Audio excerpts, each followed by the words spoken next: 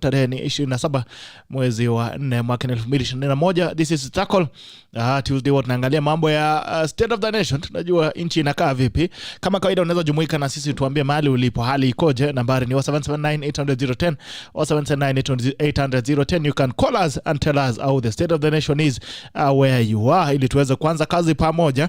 Nashukuru sana. Tafadhali, as usual, I request that you join in. Please like when you like. I get to know that you're watching us, and that you like, please share. When you share, you give someone else an opportunity to the broadcast. When you join in, please like, share, and let us know where you're watching us from. Like, share, and let us know where you're watching us from. Like, share, and let us know where you're watching us from. This is a Tackle Tuesday of 27 April 2021. Na tuko na MESHACK ODEDE ambaye hajafika, yuko njiani na kuja. Anajiita yeye ni political commentator. Na tuko na advocate AREBA SAMBA, wakili. Ametupotelea sana. Mara ya mwisho alikuwa hapa sijui ni mwaka jana ama ni vipi, lakini atatuambia alikuwa ametuacha, ametudivorce, ameenda wapi. Kama kawaida, kabla tuanze lazima tuende mbele za Mungu, tuombe alafu turudi na hapa salamu zenu. Mighty Father, we come before you this morning. We worship you, glorify your name. Thank you for another opportunity to be alive. We thank you for this day. We thank you for having something to wake up to. We thank you for health. We thank you for family. We thank you for this country. We thank you for peace, even for provision. Father, even thank you for this program. We start off with us. And if we finish, glory and honor shall come back to your name. We thank you for the audience. May them at that point of need. In Jesus' mighty name, I pray and believe. Amen and amen. Haya. Naona kuna watu wameamka tayari hapa. Niangalia, naona mtu wa Huda. Naona mtu wa Huda hapa, Cheptap Kibiri Reds shaamuka. Karibu sana Cheptap Kibiri Reds. Naona nini yako ya Elvis QW pia nimemwona hapo, lakini yake ni kama imepotea kidogo. Acha niangalie upande mwingine kama naweza pata. Haya, naona Lexi G anasema tuned in from diaspora. Asante sana. Na kuona Kiblaga Drotich anasema good morning to you. Karoki wa Masi, umepotea sana, good to see you. Kipale rap kosikia tuned in from Rebo Resort Ruiru. Asante sana. Darlington Karaoke inside, asante. Aga Kifate, good morning Tackle. Good morning to you, my sister, all the way from Thika. Asante sana, it's good to see you. Don Kim Merewet kama kawaida, umepotea sana Don Kim, good to see you. Amos Mayo anasema yuko ndani, asante sana. Joel Yogo tuned in from UAE. Amon B Watt logged in from CCB, asante sana. Vincent Kelagat logged in, good morning to you. Ken Koech, hello, good morning, good to see you. Faisal watching from Embakasi, asante sana. David Karanja tuned in. Nazareth Kosgei, good to see you, my brother, good morning from Bomet. Asante sana Nazareth, good to see you. Kiblagat Kiprotich, good morning to you Kiblagat. Karoki wa Masi, I have not sija kuwa na hizi siku mbili. Tuned in and following from Kayole, sharing the show with Dr. Steve Kashie and Rebecca Karoki from Naivasha. Asante sana, please keep sharing. Migwi Kimunyi Cyrus second, asante sana. Elvis KW following from county 027. Uchumi ni mbaya. Uchumi ikoje? State of the nation, niambie state of the nation mahali upo ikoje. Nambari ni 779-800-010 779-800-010. Piga simu tuambie mahali ulipo hali ikoje. Lexi G anasema tuned in from diaspora. Asante sana. Jepta Kubiri Reds, good morning all the way from Huda. Anaitwa UDA. Haya. Anasema good morning Jepta Kubiri Reds. Munga Luta continue all the way from Convent United Kingdom. Asama tuning in from from Convent United Kingdom. Team Tackle does not subscribe to any political parties but good governance. To me, all these current politicians to me feels like regurgitated meals that do not have the value to anyone's well-being. I would like to see fresh brains Givota Kibwana Amugisa Kitui Ekurua Court etc. But since we are hell-bent on Mutuetu syndrome, nobody will give them a chance. Wow, very sad state of affairs. Chepchirchir Kutaguru, see you. Umepotea sana. So good morning Gerald, tuned in from Nandi. Umetoka Eldoret umefika Nandi. Good to see you. Jamal Jaden, no credit today. Leo bana uchumi ni mbaya. Labda AREBA SAMBA tupe credit. Sama no credit today, pole sana Jamal Jaden. Na good God Joshua. Amen. Asante sana Mike Emmanuel. Hello morning General, it's been a while but glad I'm back. Tuned in from Mathare North. Pass my regards to our guest. Asante sana Mike Emmanuel. Umepotea sana. It's good to see you. Welcome back. Franklin Kigen, great work Gerald Bito. Good to see you. Thank you so much my brother Franklin Kigen. Kimeli Barno representing from Eldoret. Asante Koech. Kipkemoi Baba Fidel live from Baringo County Mogodi area pamoja Mr. Gerald Bitoka. Asante sana Koech. Patrick Kiprop tuned in from Kitengela. You say Arab Tala, good morning. Robaso Gom asema tuned in from Wasingishu. Good to see you my brother. Ulirudi. Karibu sana Robaso Gom. Karibu sana Kidi Mwaga bwana. Umepotea sana Omera. Asema tuned in from Langata. Asante sana Kidi Mwaga. Koech Kipkemoi Baba Fidel asema Gerald Bitoka all the way from Baringo County Mogoti area pamoja. Asante Richard Batia Kilifi town enjoying the show. Asante Titus Komora, good morning boss. Kitale economy is worse. Woi poleni sana. Uchumi wa wakulima imeumana pale. Brian Kipkoech, good morning. Tatakul, good morning to you my brother. Good to see you. Brian Kipkoech, good to see you my brother.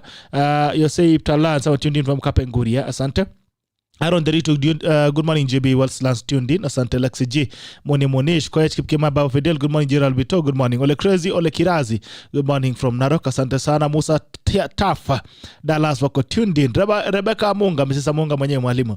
Karibu sasa morning JB tuned in from Imara Dema, asante sana to Imara Dema. Jokaris from Githurai, wishing my son Leon Masharia happy birthday. Happy birthday Leon Masharia, kijana wa Jokaris. Leon Masharia, happy birthday to you. Mungu akutendee mema and all the best on your birthday. Best returns of the day. Paul Chebrot anasema Westpoko tuko ndani. Asante sana Steven Flames Ntomaga tuned in, logged in from Thika, still sanitizing and rejecting BBI. Alright, Steven Flames Ntomaga, good to see you. Moses Kamau, good morning from 027. Asante sana. Thank you so much, Pastor, my brother Moses Kamau, good to see you. Francis Duirin Joroge checked in from Brooklyn, New York. Thank you all the guys from diaspora, I really appreciate. Manuto, morning. Cleophas Kigen, good morning. GB tuned in from Adelaide, South Australia, great show always. Thank you so much Cleophas Kigen. Umepotea bana, sija kuwa na watu wa Australia, the land down under, umepotea sana, karibuni. Wilson Chelelgo, good morning. Good morning to you Julie Kipto, good morning Gerard, logged in from Nairobi, asante sana. Dictator Osuji Akengo, Bushere Bito, Bushore to you my brother, unajita dictator bwana, hey. Chunga sana. Haya, Jared Kimeto mheshimiwa mwenyewe anasema good morning Gerald, we are tuned in from Kosache Tapsagoi. Asante sana Jared Kimeto all the way from Tapsagoi. Ni MCM tarajiwa Tapsagoi ward. Kijana mwepesi kabisa Jared Kimeto, asante sana. Good morning to you my brother, hope you doing well. Salimia watu wa Tapsagoi sana. Bitoke Mjemeli anasema good morning Gerald Bitoke from Mombasa. Asante sana watu wa Mombasa. Watu wengine wa Coast Region sijui walienda wapi. Watu wa the small Milano, watu wa Italia ndogo pale Watamu sijui umeenda wapi, sijaona tena. Watu wa Diani na Nancy, mepotea sana. Anyway, good to see you guys. Tafadhali unaweza tuambia mahali ulipo hali ikoje? Mahali ulipo hali ikoje? Kama unaweza piga simu nambari ni 779-800-010, lakini pia pale kwa comment section unaweza niambia hapo mahali ulipo kukoje. Kama unajua kama majamaa waliacha kulalisha watu kwa barabara siku hizi, so si mbaya, inamaanisha mambo si mbaya, tunasongeka kidogo. Haya, unaweza piga simu 779 uniambie hali ikoje mahali ulipo, ama pia unaweza andika pale kwa comment section uniambie mahali ulipo style ni gani, uchumi ikoje, dunia inakupeleka namna gani. Shada keep quiet Korea sababu Gibonjera Bito getting well from Machakos. Asante sana tu Masaku Aziata na Mganesa, nashukuru sana kuwaona watu wa Mlolongo, fiti pia Shukimau, Machakos mpaka Kitui. Haya, nasalimika. Wakili jambo. Jambo Gerald. Good to see you bwana. Good to see you too. Umetupata leo bwana. Umekuwa kikula nini peke wewe ndio unakula bwana. Unajua mtu anajidefend. Wewe ni mlanyasi kweli ama wewe ni mlanyama? Mimi ni rais ya walanyasi. Na hiyo mimi ni mlanyasi mkuu. Unajua rais sometimes anasema nchi inateseka, lakini ukimwangalia hata teseki. Mimi sijongelea mtu yeyote. Hiyo ndio rais wenu hiyo moja, lakini mimi bwana. Mimi nimesema rais ngangana. It's good to see you. Good to see you too, Gerald. How have you been? Been easy. Been following government directives. Tuko tukikaa nyumbani kidogo, tuna sanitize hapa na pale. Tunakunywa maji ya tangawizi, tunakunywa maji ya ndimu. But on the flip side, kila siku I get quite sad by the number of livelihoods which have been deprived of their livelihoods, including the people who work for me and some of my friends. Kwa sababu sasa the kind of economy that we are having and the way we are managing hii situation ya corona ni kama pata potea. Unafunga macho unasema hebu tufanye hii tuone kama itawaka. Tufanye kama itawaka. And it's quite a sad situation. Other countries, others have not been able to handle better, but others have been able to handle the situation better. But for me, the biggest concern is how are we going to come out of this economic meltdown that we are witnessing? Because before the second closure, we could see the economy had really picked up. At some point, I was in a popular hotel in Mombasa, and I could not be able to get a room because they were literally full. And some of my friends who run hotels, like the owner of Pride Inn, was telling me that they had been fully booked for the Easter holiday. Only for people to cancel. Only for serikali kavuta ile kitu. But then the question is, Gerald, aje serikali imefanya ile kitu. You see, Gerald, for me serikali ilivuta ile kitu. Imefanya ile kitu. For me the question, Gerald, during this period where we have been confined in Nairobi, in Kajiado, in Nakuru, what are we doing? You know, just assume you have 10 cows and 4 of them get sick. you isolate the 4 of them. Serikali imeshiba inalala. You isolate the 4 of them and you don't call a veterinary. You don't employ any mechanism to ensure that the 4 which you have isolated zimetibiwa. Then what are we doing? Like at the end of May probably, what statistics will we be using to confirm whether the measures that we put in place, they are working? I mean, because we cannot just have a situation where we are closed down with no particular strategy on how to come out. For me, that is the biggest issue with me. I mean, we could have closed down, ensure there's mass vaccination, there is mass sensitization, but we cannot just close down. Hakuna kitu inaendelea. Because I don't think, apart from not going to the office, since we were closed down, there is nothing I'm doing differently. Niko tu kwa nyumba, natoka kidogo hivi, mahali pengine siendi ni mahali pa burudani, siwezi enda kwa uwanja kuona mpira. But now, in terms of the effectiveness of that measure, what are we doing? And it's quite interesting kwa sababu hata vaccine hatuna, tulidungwa ya kwanza, dozi ya pili iko hema he.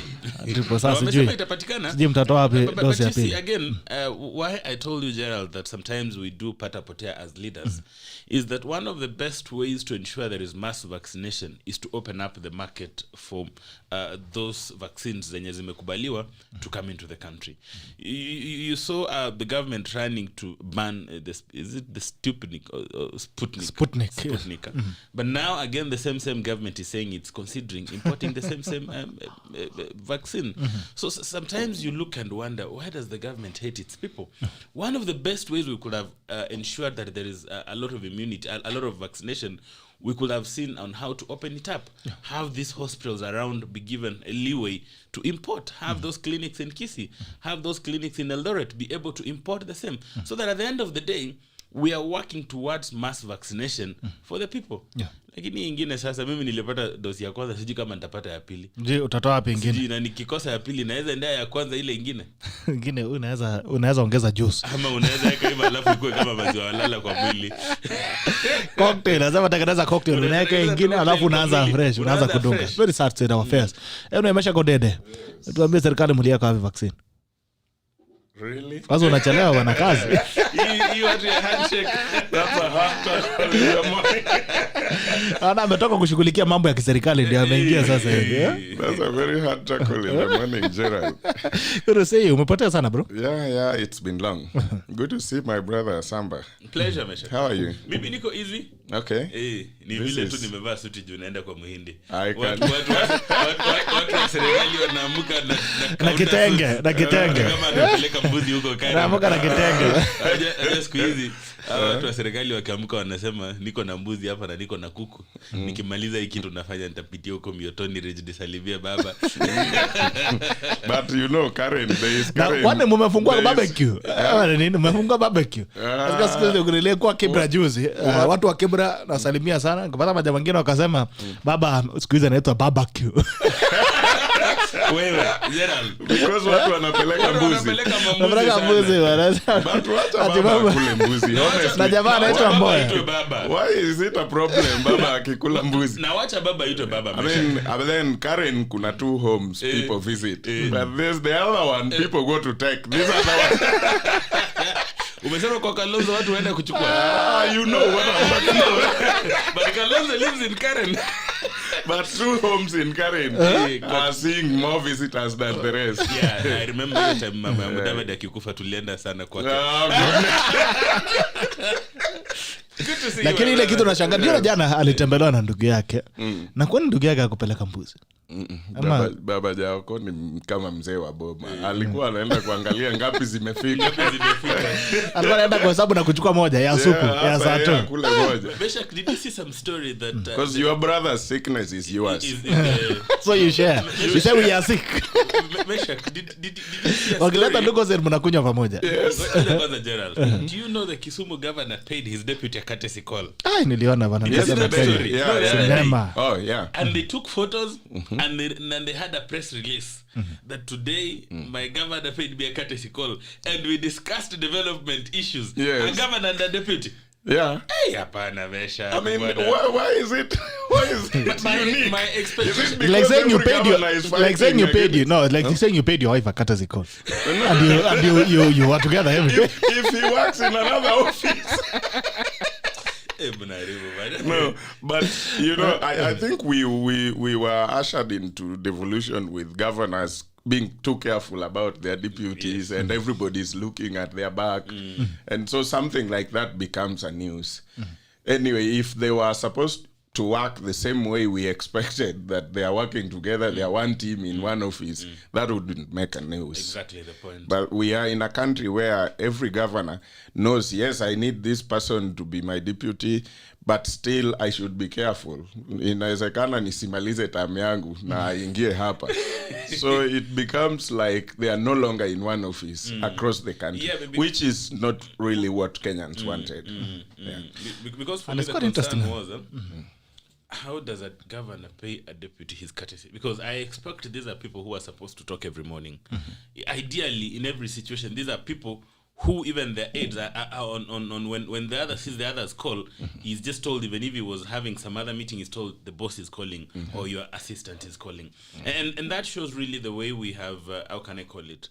We have made our leadership not to be what it's meant to be, because ideally that is saying that you paid your wife a courtesy call, because then and the children are there clapping, because ideally you guys should be together every time. I mean, you're supposed to talk. I think as a country we have embraced more of the letter of the law than the spirit of the law. So mostly you find that Kenya has got so many laws, but people don't embrace the spirit of those laws. We only look at the letter of that law. Being here as a deputy governor is by law. So, but the spirit under which this was crafted is not adhered to by anyone. We only look at, what cannot take me to the court. And is it the time anyway we scrapped the deputy governor's post? Because I don't know. They're so auxiliary. What do you think? I mean, wanafanyanga nini hao watu? Wanasomanga gazeti, kuenda matanga na kufanya vitu zingine. I think I may not quickly rush and say we should, because there should be some work they're supposed to do. They are supposed to be given a lot of work by the governors. But apparently, because of politics, every governor wants to shine. Either you want to shine for the second term, or if you are in the second term, you want to shine so that you can tell the country, now you see what I have done in my county, I want to be president. So no governor wants to make their deputies also shine with them. If they are in the function together, it is them. If they are missing, they must make it known that they are missing. They are not there, and this guy has just come to represent.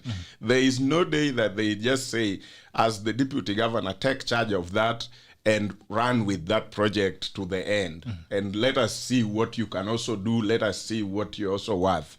We make it look like it is me, and then unashikilia tu.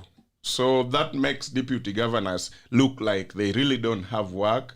And some of them are very smart guys or women. Some of them are really, really even much better than the governors. But because politically the governor is ahead, it looks like everything is the governor. I mean, Gerald, if you look around, I wouldn't also be quick to say that we need to scrap those positions. Okay. Because ideally, for any principal, they need an assistant. Only that we need to get a way of ensuring that that assistant has been given some kind of duties. There are a number. But even the biggest assistant who's a deputy president today is crying in a corner. I mean, let's talk about deputy governor. Acha kuchanganya maneno. I know of counties where deputy governors are members, are CECs. They have been given portfolios in some departments to be able to run with the county agenda. So that then you don't have a deputy governor whose work is just to attend funerals, to wake up and go read newspapers. We remember the case of Machakos where for a deputy governor aliamka akapata ofisi yake imewekwa maji. Wanasema wanafanya renovation. And so many. Remember now the governor for Nyamira, who was the deputy then, some junior officers deflated the tires to his official car. I mean, and now he is the governor. So for me, it is how do we get to enshrine the roles of a deputy governor in the law, so that then when these two people come and they're joined by the hip, then you don't just have somebody who's there and having government trappings but no work. You know, most deputy governors really have nothing to do. They just wake up, they go to the office, read newspapers. They don't have a stake in that county. I mean, most deputy governors were used because of political capital. And you know, me and you, Gerald, know that political capital is only useful a year before the elections, during the elections, and immediately it is dispensed. Yeah. From there is nothing useful with that person. The same way we leaders use the people. Right now, we are going to make our people to feel very useful between now and 2022 when the elections will be held. And we are going to pamper them. You saw what Chepkut is able to do. He's able to go into a house and make tea for somebody. We are going to take selfies. We are going to launch cows. We are going to dance with women. We are going to do everything. We are going to wear uniforms. We are going even to go into farms and help in cutting napier grass. The moment the election ends, our contract ends. It's a good time for Mwananchi. It's a good time to enjoy.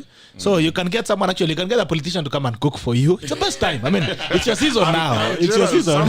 Some of the deputy governors were brought to cleanse the political mud, because some of the governors were going into this seat from the background of being a long-term politician.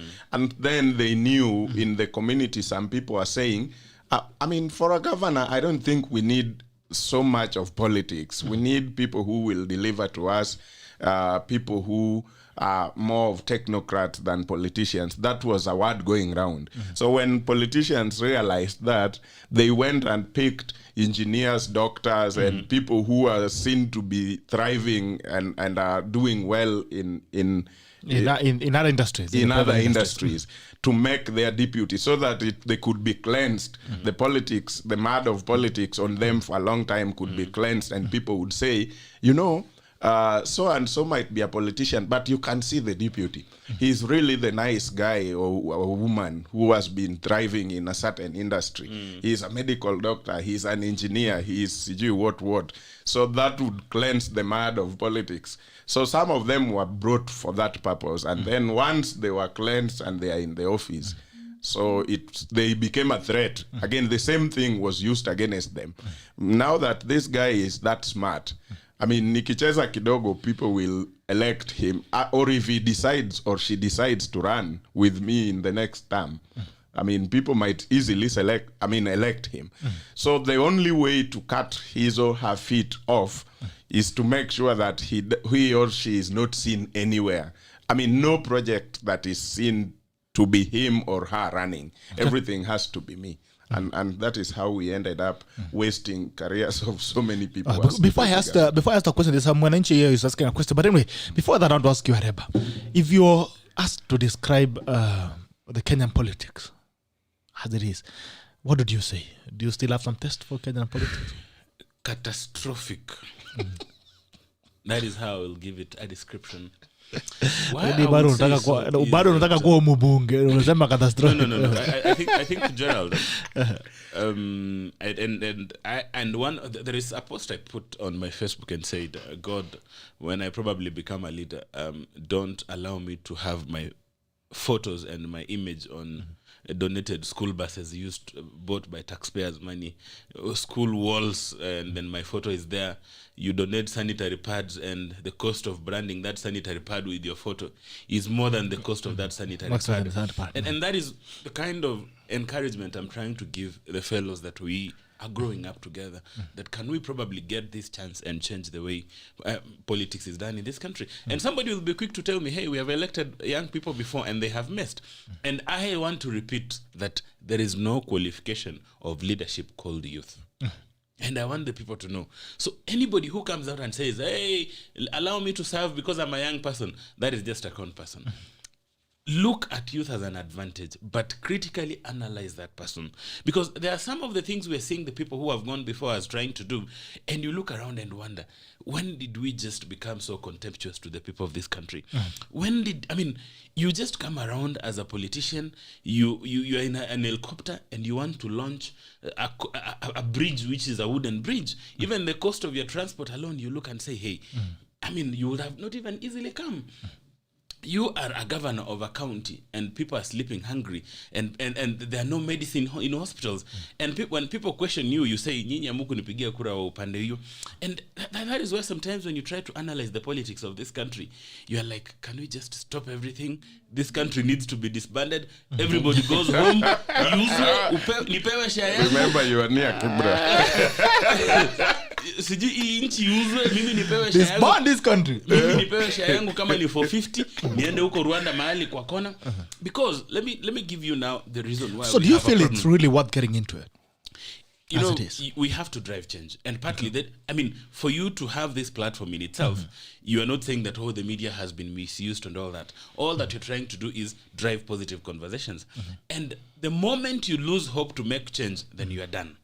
So we have to try our best so that at the end of the day, history can be able to judge us well. Because for the longest time, the leaders, the ruling class, have been very contemptuous with the people they lead. In other countries, in other places, and I hate giving these examples, the people are supreme. I mean, I was being given an example of a very senior UN official from one of the African countries. I won't say which country. When he went to the UN headquarters and he was being driven in and he was being asked, so where is your tag? And he says, you don't know who I am?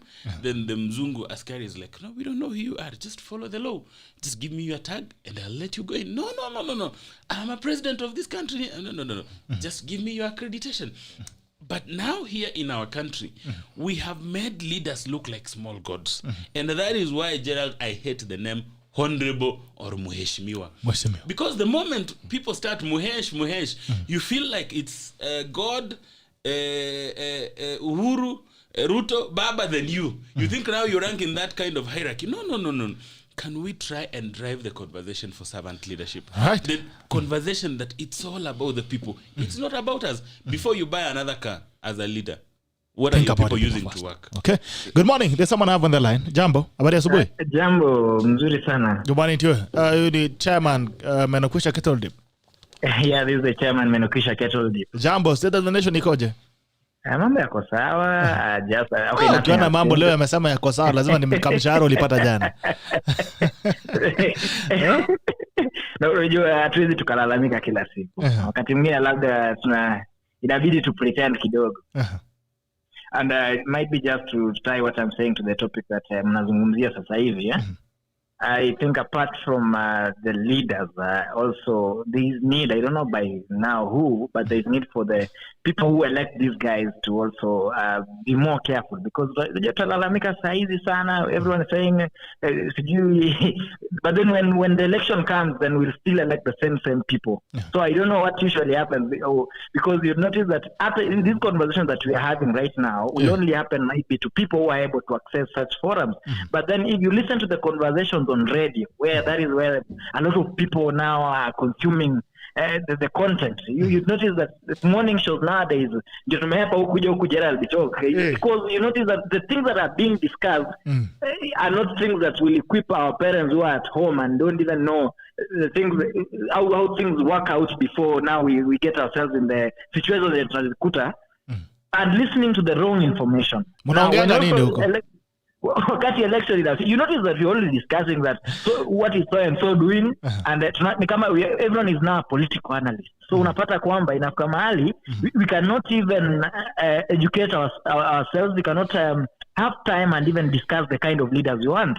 Because I was watching hii wiki imepita in the past 2 weeks we've been actually vetting the CJ, and people are very serious following. Everyone talking about the CJ, the qualifications, how they answer questions, good communication skills, good leadership skills. But then when it comes to the president of this country, that is when you find people saying, "Na natoka wapi?"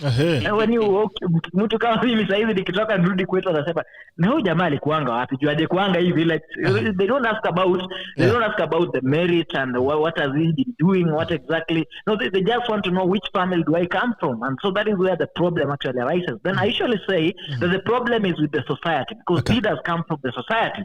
So we have a society whereby everyone wants to benefit from that particular politician during campaign and forget that this Same politician is the one that is supposed to take us through development for the next 5 years. So ule politician, I ever talked to a politician because he was mzungumza na akaniambia mshahara yangu nikisema nitumie vile iko. Sasa hivi tukienda naye kwangu niko na watu kama 3 wananigoja.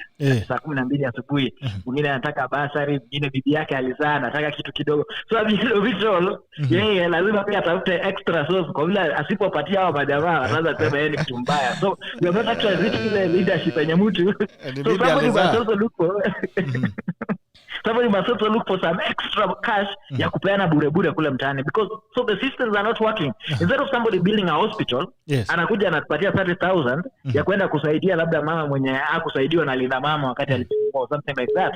So you find out that the system, we are electing people who don't implement the system. Rather they come create their own micro systems na kutaka kutusaidia. Sasa ndio wanatusaidia pale village. And so that is why we actually always rotating on the same kind of leaders. Okay. When you talk to young people who are, I talk to most of them who wenye watakuwa na vai next. Yes. People say on radio, watu wataongea vizuri kwa radio, but kuja kuongea naye kana na kwa mimi lazima nijichunge kwanza. AREBA sana. Somebody mwenye aliyekuwa councillor ile kitambo, a very young man. Kanjora. Who came and worked for the community. Alafu akasota. Kizi tunasema huyu jamaa tulimweka councillor. We gave him a chance aomoke hapo. So nobody even wants to talk to him. And he actually really works. That's the only councillor who ever. So ukipewa nafasi ya moka mzee. Kesi baadaye.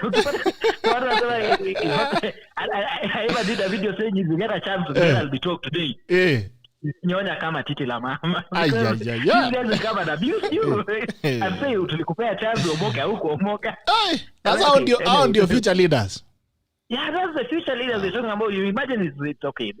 I'm not saying that that's what he should do, but then if we are to clear this system, you say, by the way, if I'm supposed to clear all this, then you will use your whole lifetime to clear, then labda watoto wetu ndio watafurahia. But the system as it is right now, Buddha, ni ngumu sana.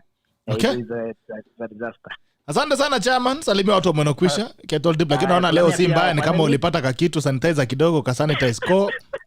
So ni kama leo huko alimbaya sana. Ungekuwa unalia sana. Things are bad. No, sio kulia tu bala. Mimi upenda kusema ukweli.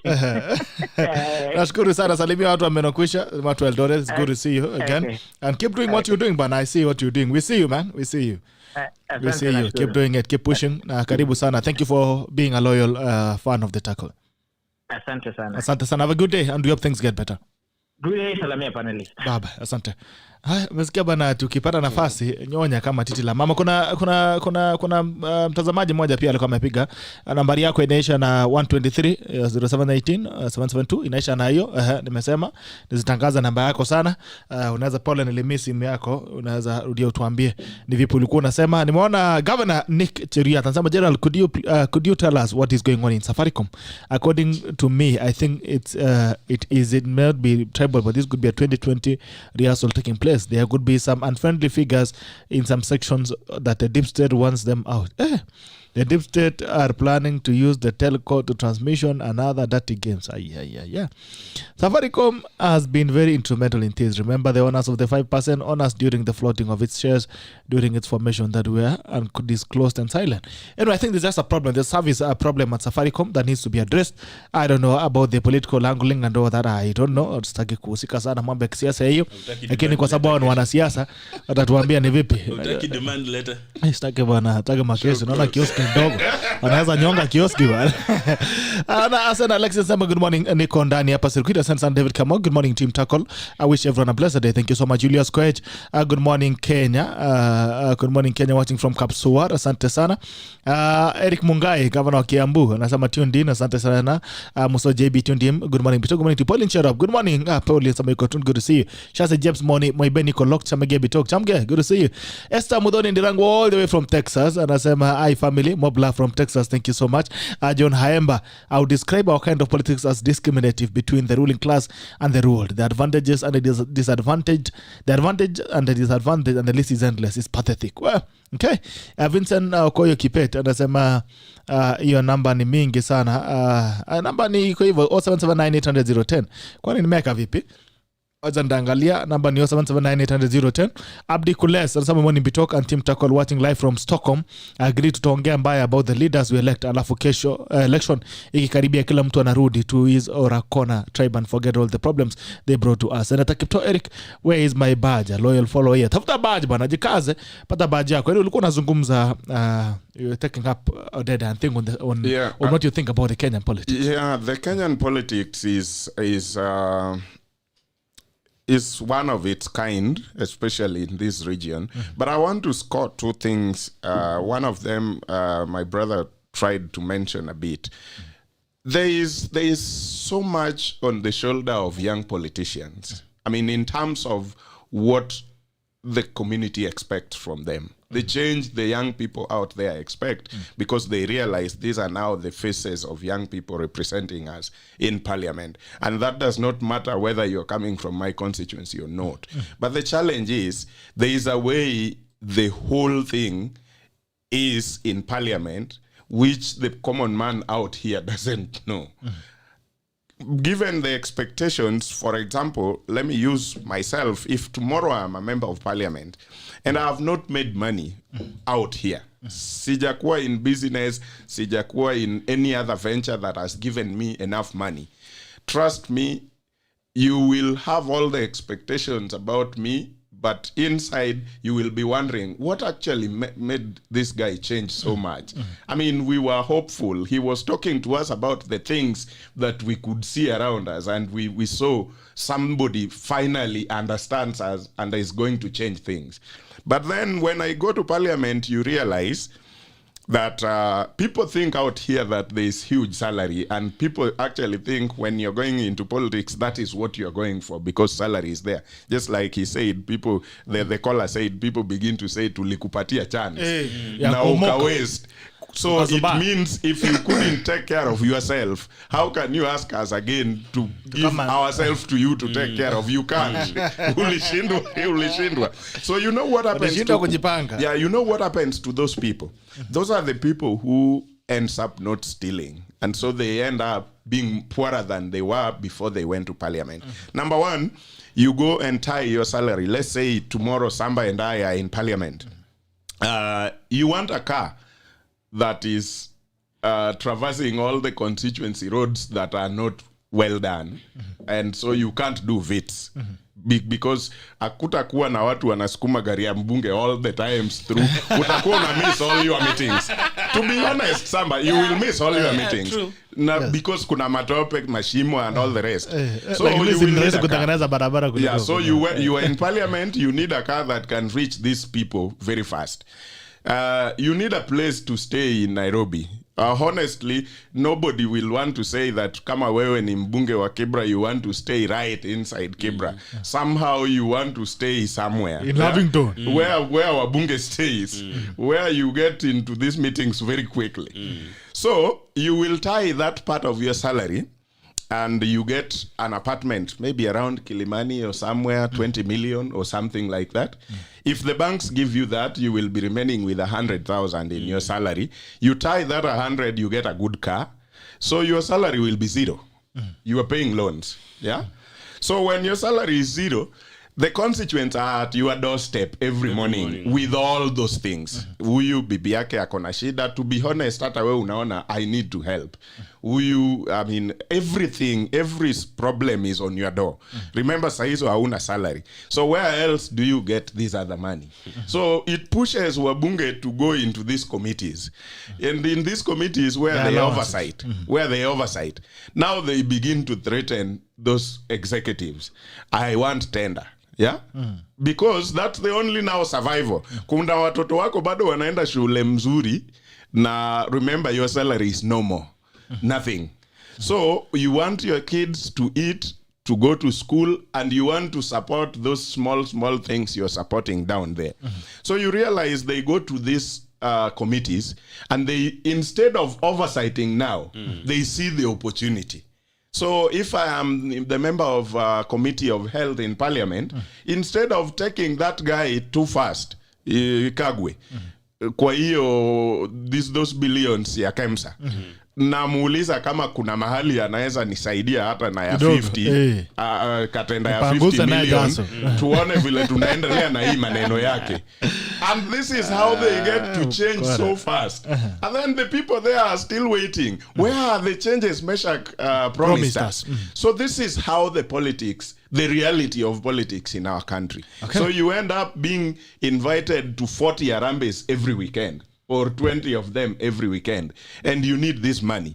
And Mutahi Kagwe, for example, that is I just quote and quote, tells you that unataka kuna tenda ingine hapa Kenyatta ama pale nini, unaweza leta hizo mask ama hii vaccine, wacha hii kelele uko nayo, alafu unaenda una satisfy those 20 Harambes in your constituency over the weekend, alafu wanasema mheshimiwa Samba 5 tena. Nani hataki 5 tena? Let me say something very critical MESHACK has raised. When you elect your leaders, their work is not to come for funerals. Their work is not to come for harambes. Yes. Their work is not to ensure that if your wife wants to deliver, they give out some money. I mean, sometimes we get very funny requests. Somebody texts you and tells you, my cow has delivered. Nisaidia na pesa ya kamba. Then you just sit back and wonder, surely, how on earth, what does this person want? So Pia, the people, you are making the people who are anticipating to be leaders or who are leaders to also have some kind of restraint. In that, unakaa tu hivi unasema mimi siwezi pita hapo kwa hiyo market center mahali kuna vijana wa bodaboda. Because what they expect from you is money.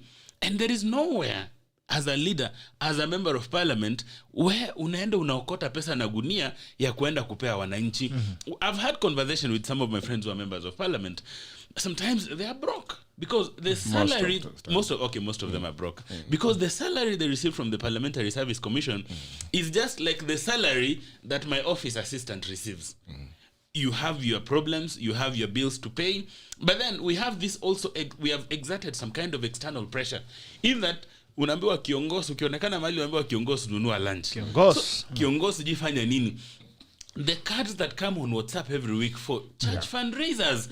The WhatsApp groups you're being added left, right, and center for funerals. It's too much. I mean, sometimes you feel the burden of, why did I even come out to try and be a driver for change? It's not bad to help, but it's not part of the job group for being a parliamentarian or an MCA. Kazi yako si kuzurura tu kwa matanga. Si kumanga na matanga. Haya, mmesikia yako nyinyi watu ambao mnataka kuongoza. Ni wananchi ndio wanasumbua viongozi. Haya, yesterday in an interview Mutahi Kagwe says they want to manufacture vaccines locally. And you know the manufacturing is talking about is was that a joke?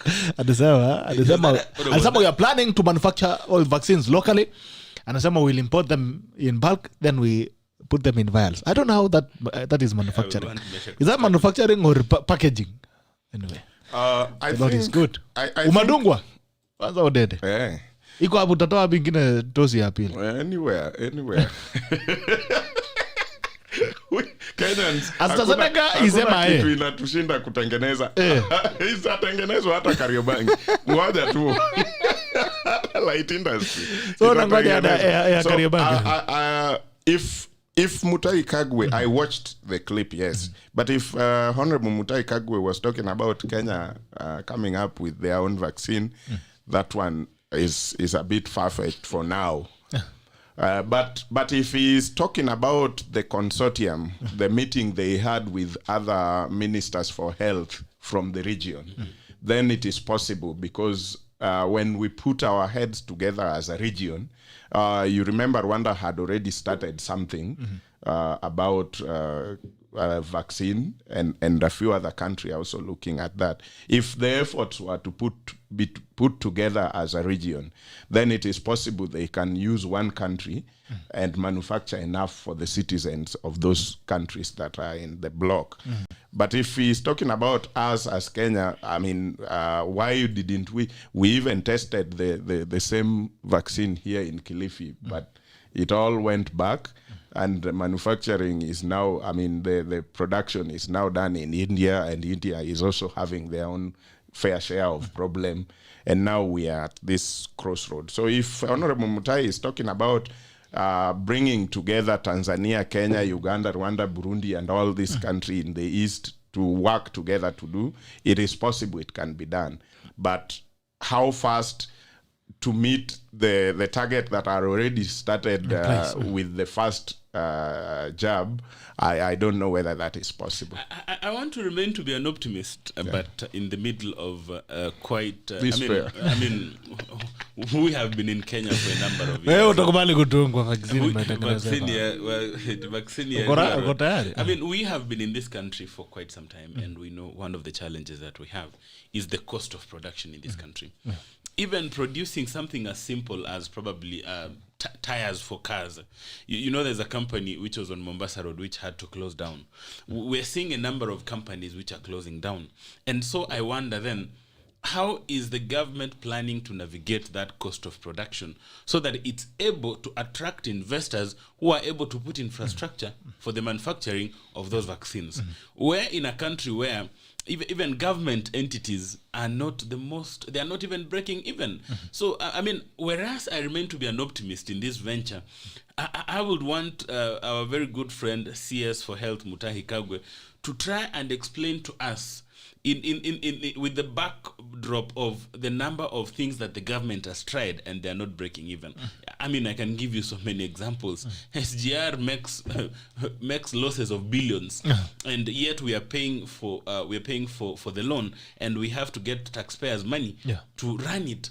So some of those things are what make us question what is the thought behind the issue that we are going to manufacture our vaccines locally. But hey, it's a challenge to our local institutions, Kenya Medical Research Institute, and the hospitals that we have around. Yeah, please show us what you can do. Okay. All right. Also, meantime, we're also praying for India. I mean, things are very crazy in India. In every 4 minutes, someone dies of COVID-19 in India. Every 4 minutes, one person dies in India. And the health sector in India is being very whelmed, crazily so. And I think it calls back again to the issue of personal responsibility. You know what's happening in China is there was a religious festival where these guys, they go and dip themselves in water to sanitize, renew their strength and all that. And I think sometimes religion comes with some level of foolishness. I could be wrong. But what's happening in India is very sad. We're praying for you, India. I hope you come out of this. You are seeing people dying in its droves. People watu wanachomwa nje kama, I don't know. I mean, what's going on in India is very sad. So praying for India.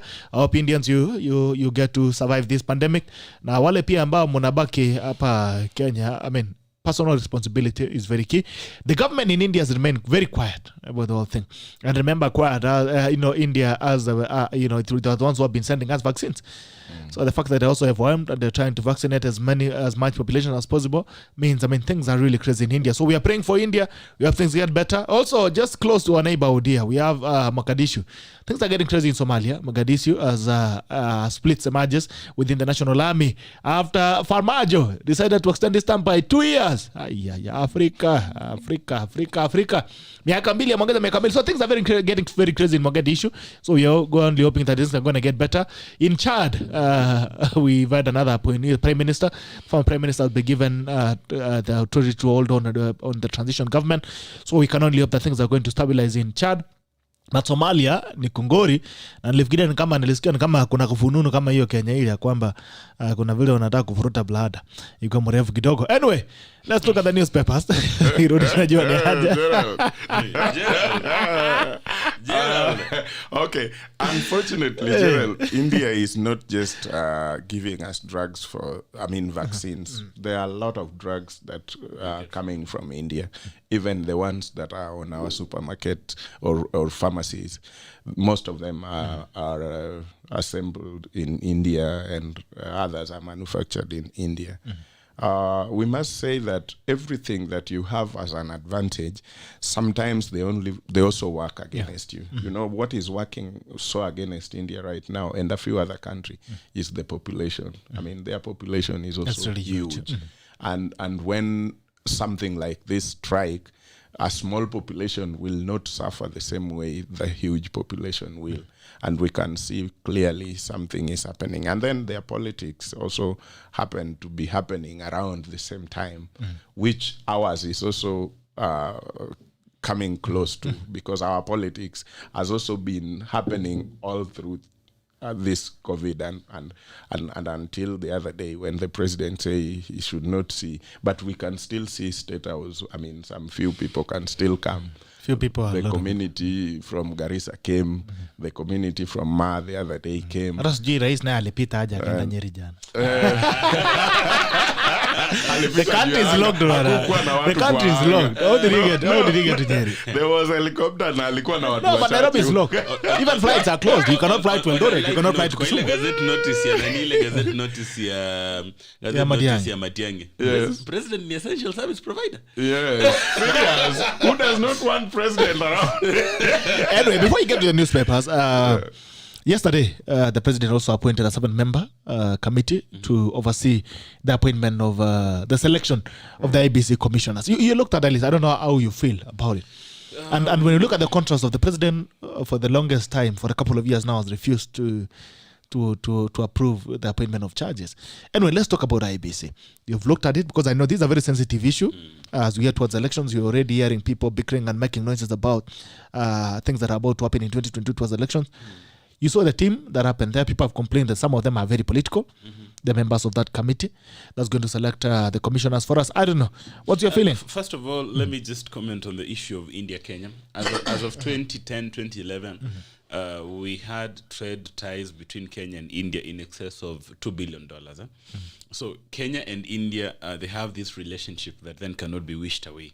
So during this time of hard times, from the Kenyan community, then all we want is to wish India quick recovery to their people, and they should get a way of trying to navigate through this pandemic. Because again, we have quite a number of Kenyans who are in India, and also very many Indians who are in Kenya. We have a number of students who are in India from Kenya. We have a number of our relatives and our friends who have gone to India for medication. And I was having a conversation with one of them the other day and telling me that, you see, I came here to go to hospital, but unfortunately the whole country is sick. So they cannot even be able to get out of the apartments where they have rented. So it's quite a sad situation. And as a Kenyan, as a person who understands the relationship, as a person who has people who have interest in India, all I can wish the Indians right now in that country is that let them get a way of coming out of this situation urgently, because our trade ties cannot be able to allow either of the countries to be at its low moment. If I come to the IBC, unfortunately, I will not be able to comment on that because of some kind of litigation that is anticipated in terms of this list for the selection panel. So unfortunately, I cannot be able to comment on that selection panel. Okay. So he's not... Are you able to comment on the same thing? Good brother. Of course he will. MESHACK will. MESHACK Why am I? What's your feeling? President? What do you think? Especially as we move towards the elections. What's your feeling? I read two things. I think the whole thing is about PBI. Probably the president is not... this is just my thoughts, not necessarily the truth, but how I look at it. Probably the president is not comfortable of the few commissioners that are remaining in the IBC in terms of being able to deliver a referendum. And probably people in his corner might also be thinking the same. So they have advised him to rush and give that commission a new team or a few people who are coming with new energy and new thinking and probably new instructions. Because, you know, this is politics at the end of the day. If I have used SAMBA for some 1, 2, 3, 4 reasons, and he delivers that, in the next game or game plan, he might not be the guy to deliver for me that, because he might be having something against me that he can use to now also start telling me, last time I did this, and if you try to push me that route, I will expose you. Yeah. So the best way is to bring a new person to deliver the next agenda for me. So basically, I'm looking at it like that, and I am seeing a situation where you remember those period when the chair of the commission would call all party leaders, and Uhuru would come and say, ni nini unataka wewe? Si uko na pesa? Ni nini enda ufanye election? So there are a lot of things that might have passed through the whole scenario. And so right now he might not be comfortable with Chebukati and the few other guys remaining. So probably I see a possibility of him bringing another 3 or 4 guys who he is now able to give instruction directly on how to deliver this referendum. So do you feel the team is up to task to do that? No Do you team feel is comfortable? up to task in Kenya. It is what the president wants. I mean, Gerard, truth be told, if you are appointed today and you go there with your own thinking that you are up to the task, you will not even finish the same year. I mean, you will be kicked out. The task is what the president wants. Gerald, in Raila Amolo Odinga versus Uhuru versus IBC and was it 3 or 4 others, the Supreme Court of Kenya, the famous Maraga ruling, pronounced itself and said an election is not an event, it's a process. And I want to just give a holistic kind of comment on the whole idea of electoral reforms. In that where we always have a challenge is that we get like a shock, then we realize, hey, we need to have IBC commissioners. We need to strengthen the judiciary. We need to strengthen I don't know what. But then we don't look at the holistic approach in that it's close to 1 year and 3 months to the elections. I don't know how feasible it is to get new commissioners right now. And in terms of having adequate preparation before the election, remember, an election is a full cycle. Because now we are heading into the crunch time. We will have issues of tendering, issues of ABCD, and all those kind of shenanigans. Then you will ask yourself, where were we in the last 3 years? Where were we? Were our heads buried in the sand only to realize now that we have an election coming? And how I wish from where I am seated, we can be able to strengthen this institution until they are beyond reproach. Already right now, people are starting to have suspicions in terms of the list. I don't know how well their suspicions are entrenched, but we need to avoid that as a country where, in a country where you just stop somebody in the middle of the road at hi, anakwambia untaka nini? I mean, we live in a country where we have a lot of suspicion. Yes. Somebody calls you and you don't have their number, you're like, ni nani? I mean, that is the kind of suspicion that we have.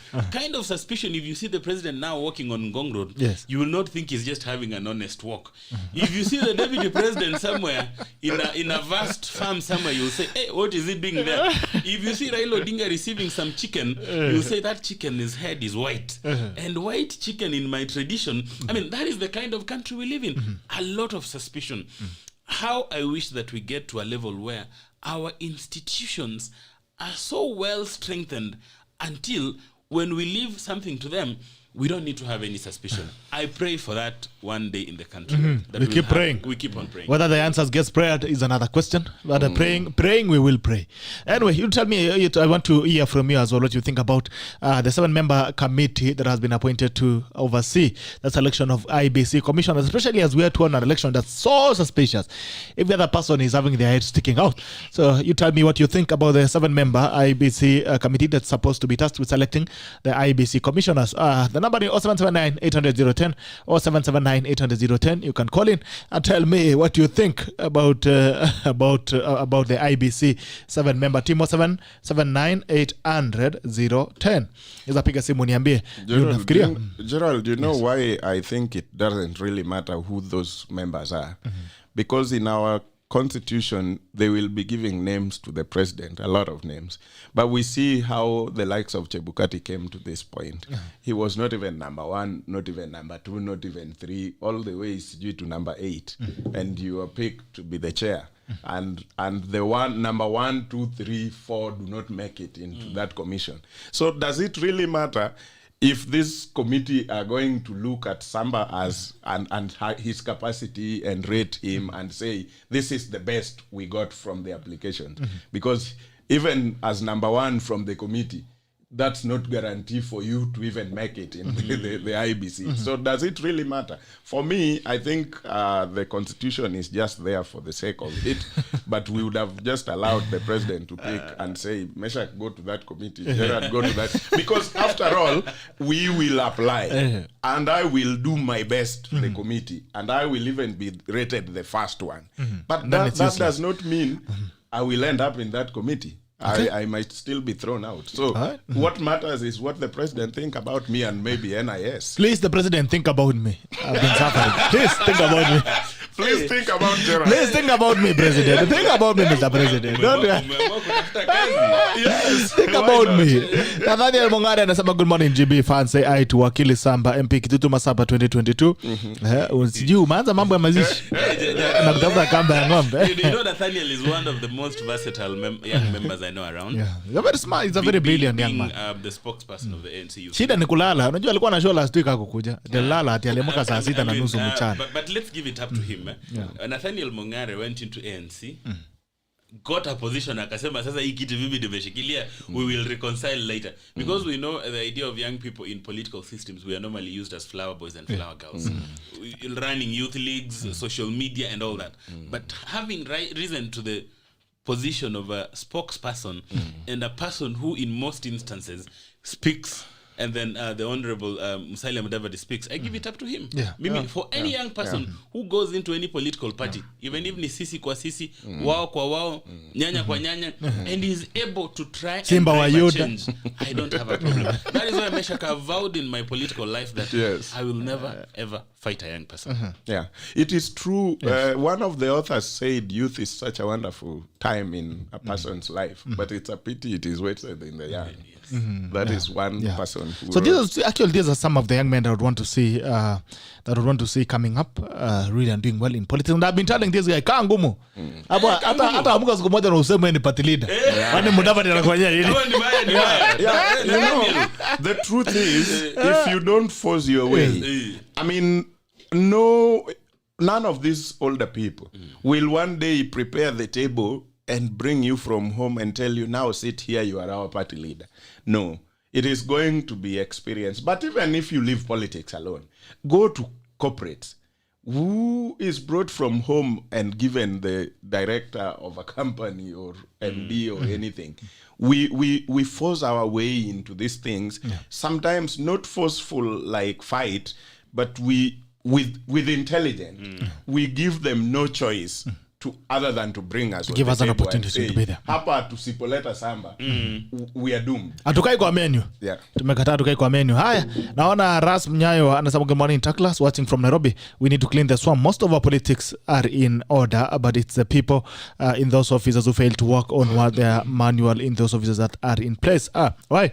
Josia Kinutia, seems every politician has become political analyst. All aspirants are not elected, seems to rename themselves. Okay. Dunia unajua Kenya hii bana jipe jina bwana. Hii town noma, hii shamba la mawe, hii Nairobi. Political comment, hii Nairobi. Political strategies. Kama ni mbaya ni mbaya. Baada wewe mahali panyako huko ushago wewe jipe jina village la tutakuja kupingana na wewe. No, but honestly, in church every preacher is a pastor. I mean, what is wrong with that? So why do you want politicians not to be political analysts? That is their business. Because that's a business, it's their trade. Haya, Evans Shu says Danny from Shauri Moyo. Thank you Gerald Bitok. Thank you so much Evans Shu. Good to see you. Franco Petro following from Cape Town, South Africa. Onyengwa Kefa Wesley. Good to see you bana. Mpotea sana mtu wa Nyamakoroto.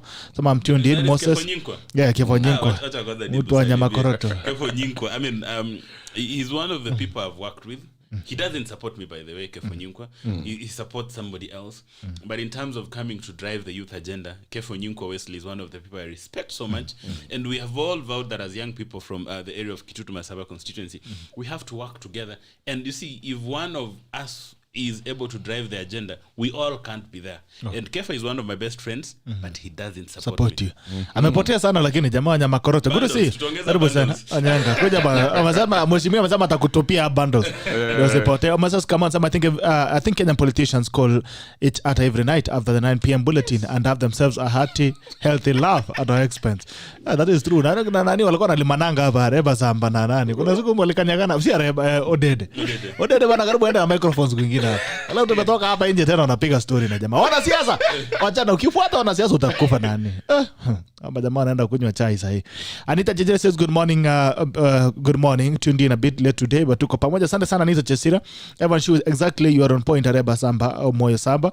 Thank you. Weekly Sambi Junior from Nairobi tuned in. My MP AREBA SAMBA Moyo on the tackle. Rator Pinko Patrick anasema I love your show. It's my humble request if you can just be neutral on affairs to do it politics. I'm very neutral. Kama kuna mtu neutral, kuna mtu, but I can express my mind. This is a media. This is a fifth estate. Anything that I think I can put my weight on, I'll do it. But that doesn't mean that I pick sides on politics, but I can express my mind on the issues because it affects me. I'm a Kenyan. I'm an isolated Kenyan. I don't live in Tanzania na kujanga asubuhi kufanya show. I'm here. If they increase fuel prices, it affects me. I have to say, no, this is not it. If things are not being done well administratively, then I can speak against it. I mean, I'm not a Kenyan who lives in a bubble. Still money, it is also your money. Yes, it's my money which is being lost. I'm a Kenyan, I have a voice as well. Honorable Mbogo Washiko says, watching from Dubai, asante sana. Shem Nyaribo enjoying the show from Gaborone City, Botswana. Thank you so much, all the guys from Gaborone City, Botswana. Hey, the guys, but Botswana is so beautiful. Thank you guys from Botswana. Evans Araf Cheruserone. Good morning, GB from Nakuru. Evan Shu, the show is great. Gerald Bitok one day interview a Ugandan politician, and we hear the story from there. Tutaenda kutafuta Museveni soon. We'll go and look for Museveni. We have a comrade James Mwenda. We also import condoms from India. Siko najua. Yeah, it is true. Haya. Naona pia Manu Manasa watching live from Nairobi. Good work. People asante sana. Gideon Kimutai. I think BBI team is handshake friendly, and they desire a commission that will easily prepare way to BBI passage. Na Daniel Mongare nimesoma yako Lokai Benjamin. The last 3 months was election matters. Let the Sarakassian view sasa continue. And for cinema things, it doesn't matter. Haya. Agnes Limo, very healthy talks. Asante sana. Thank you so much. Now, tuangalia magazeti. Nataka nianza na gazeti ya Daily Nation. Na Daily Nation nazungumzia mambo ya BBI. Daily Nation on the Daily Nation, missing or dead. Police yet to crack case of the 4 men who disappeared in Kitengela. I understand those guys were criminals anyway. Kenyan woman and baby stuck in India COVID hospital. Very sad. BBI, big fallout in Raila's party where they stand. Politics declaring allocation of new constituencies as unconstitutional rattles and shake partners. Where they stand. Opiyo Wandayi, the Ugunja MP, led 14 MPs in declaring support for the document, saying the contestations over its contents are part of last-minute efforts by the opponents of the process to derail its implementation. On the other end, we have James Orengo, Otiende Amolo, and Okongo Mogeni. They are signatories to a majority report that declared the schedule that distributes the proposed 70 extra constituencies among other proposals as unconstitutional.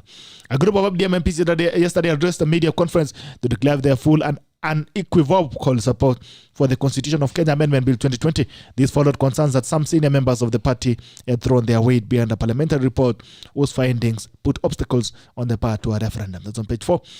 County staff endure 5 months with no salary.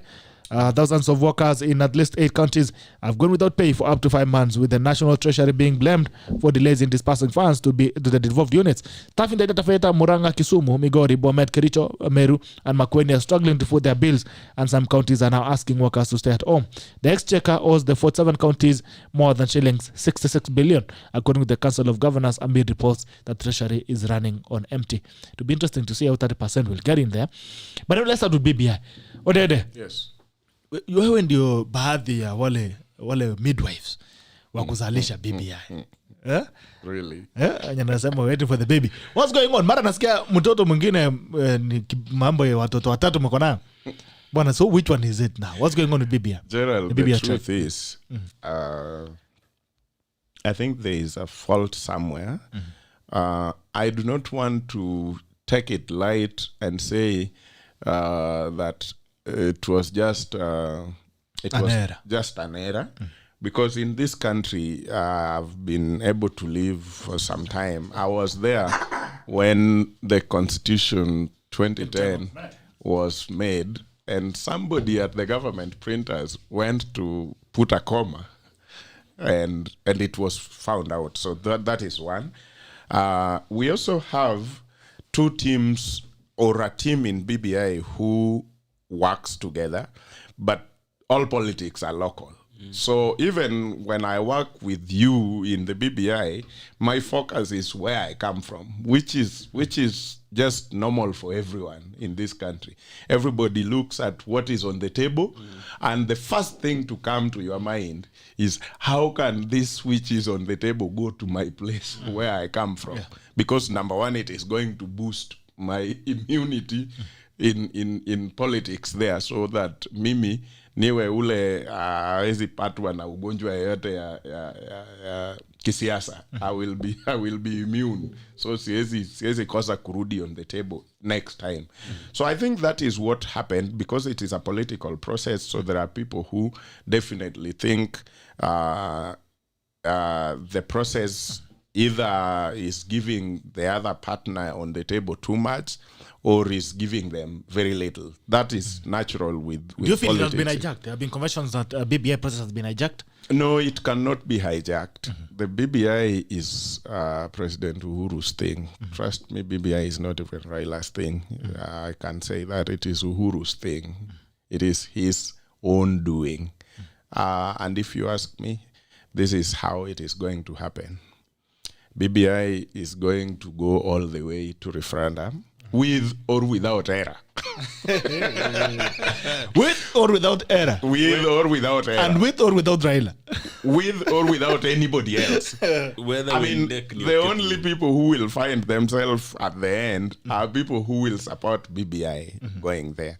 So the story, I think the story of Honorable Otiende and Senator James might also be another thing. I think Otiende was brought into this, but I think the whole thing was between Kibicho and Suna East, Member of Parliament, Junet, and the resources. You know, the BBI has been funded through the president's office, and Kibicho is the accounting officer. So ilikuwa vitisho kidogo ya kuachilia kakitu. Because in this country, but Sisi Bora Baba is happy. So if anybody else is unhappy, we don't care. So for them to make us care, they must say Baba is not happy, and then we all start to care. Yaani unasema kama baba amefurahia kila mtu. Bora Baba is happy. We are okay. Mahali ODEDE alipitia kafika Nairobi. Don't sielewi ndo wapi. What are you talking? You may want to say mad or whatever, but didn't people from the central valisha mamdogi nguo za Jubilee wakasema hata kama ni umbwa, as long as it is not Raila.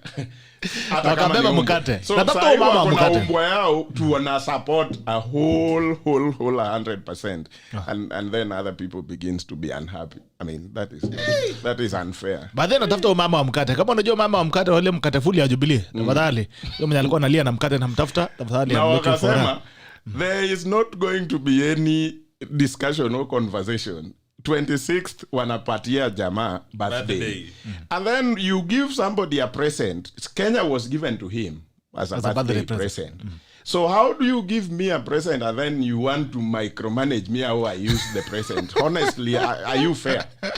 This was given to him on 26th, and we also. So for me right now, however he uses his present is not an issue. None of your business. Atumie zawadi yake bila nataka. Atumie zawadi yake. Agawe zawadi na baba. Sasa watu wanapeleka mbuzi. Wakisharudi nyumbani wanaanza kuambia baba, hiyo mbuzi usichinje, hiyo mbuzi usifanye. Hiyo ni mbuzi ya baba.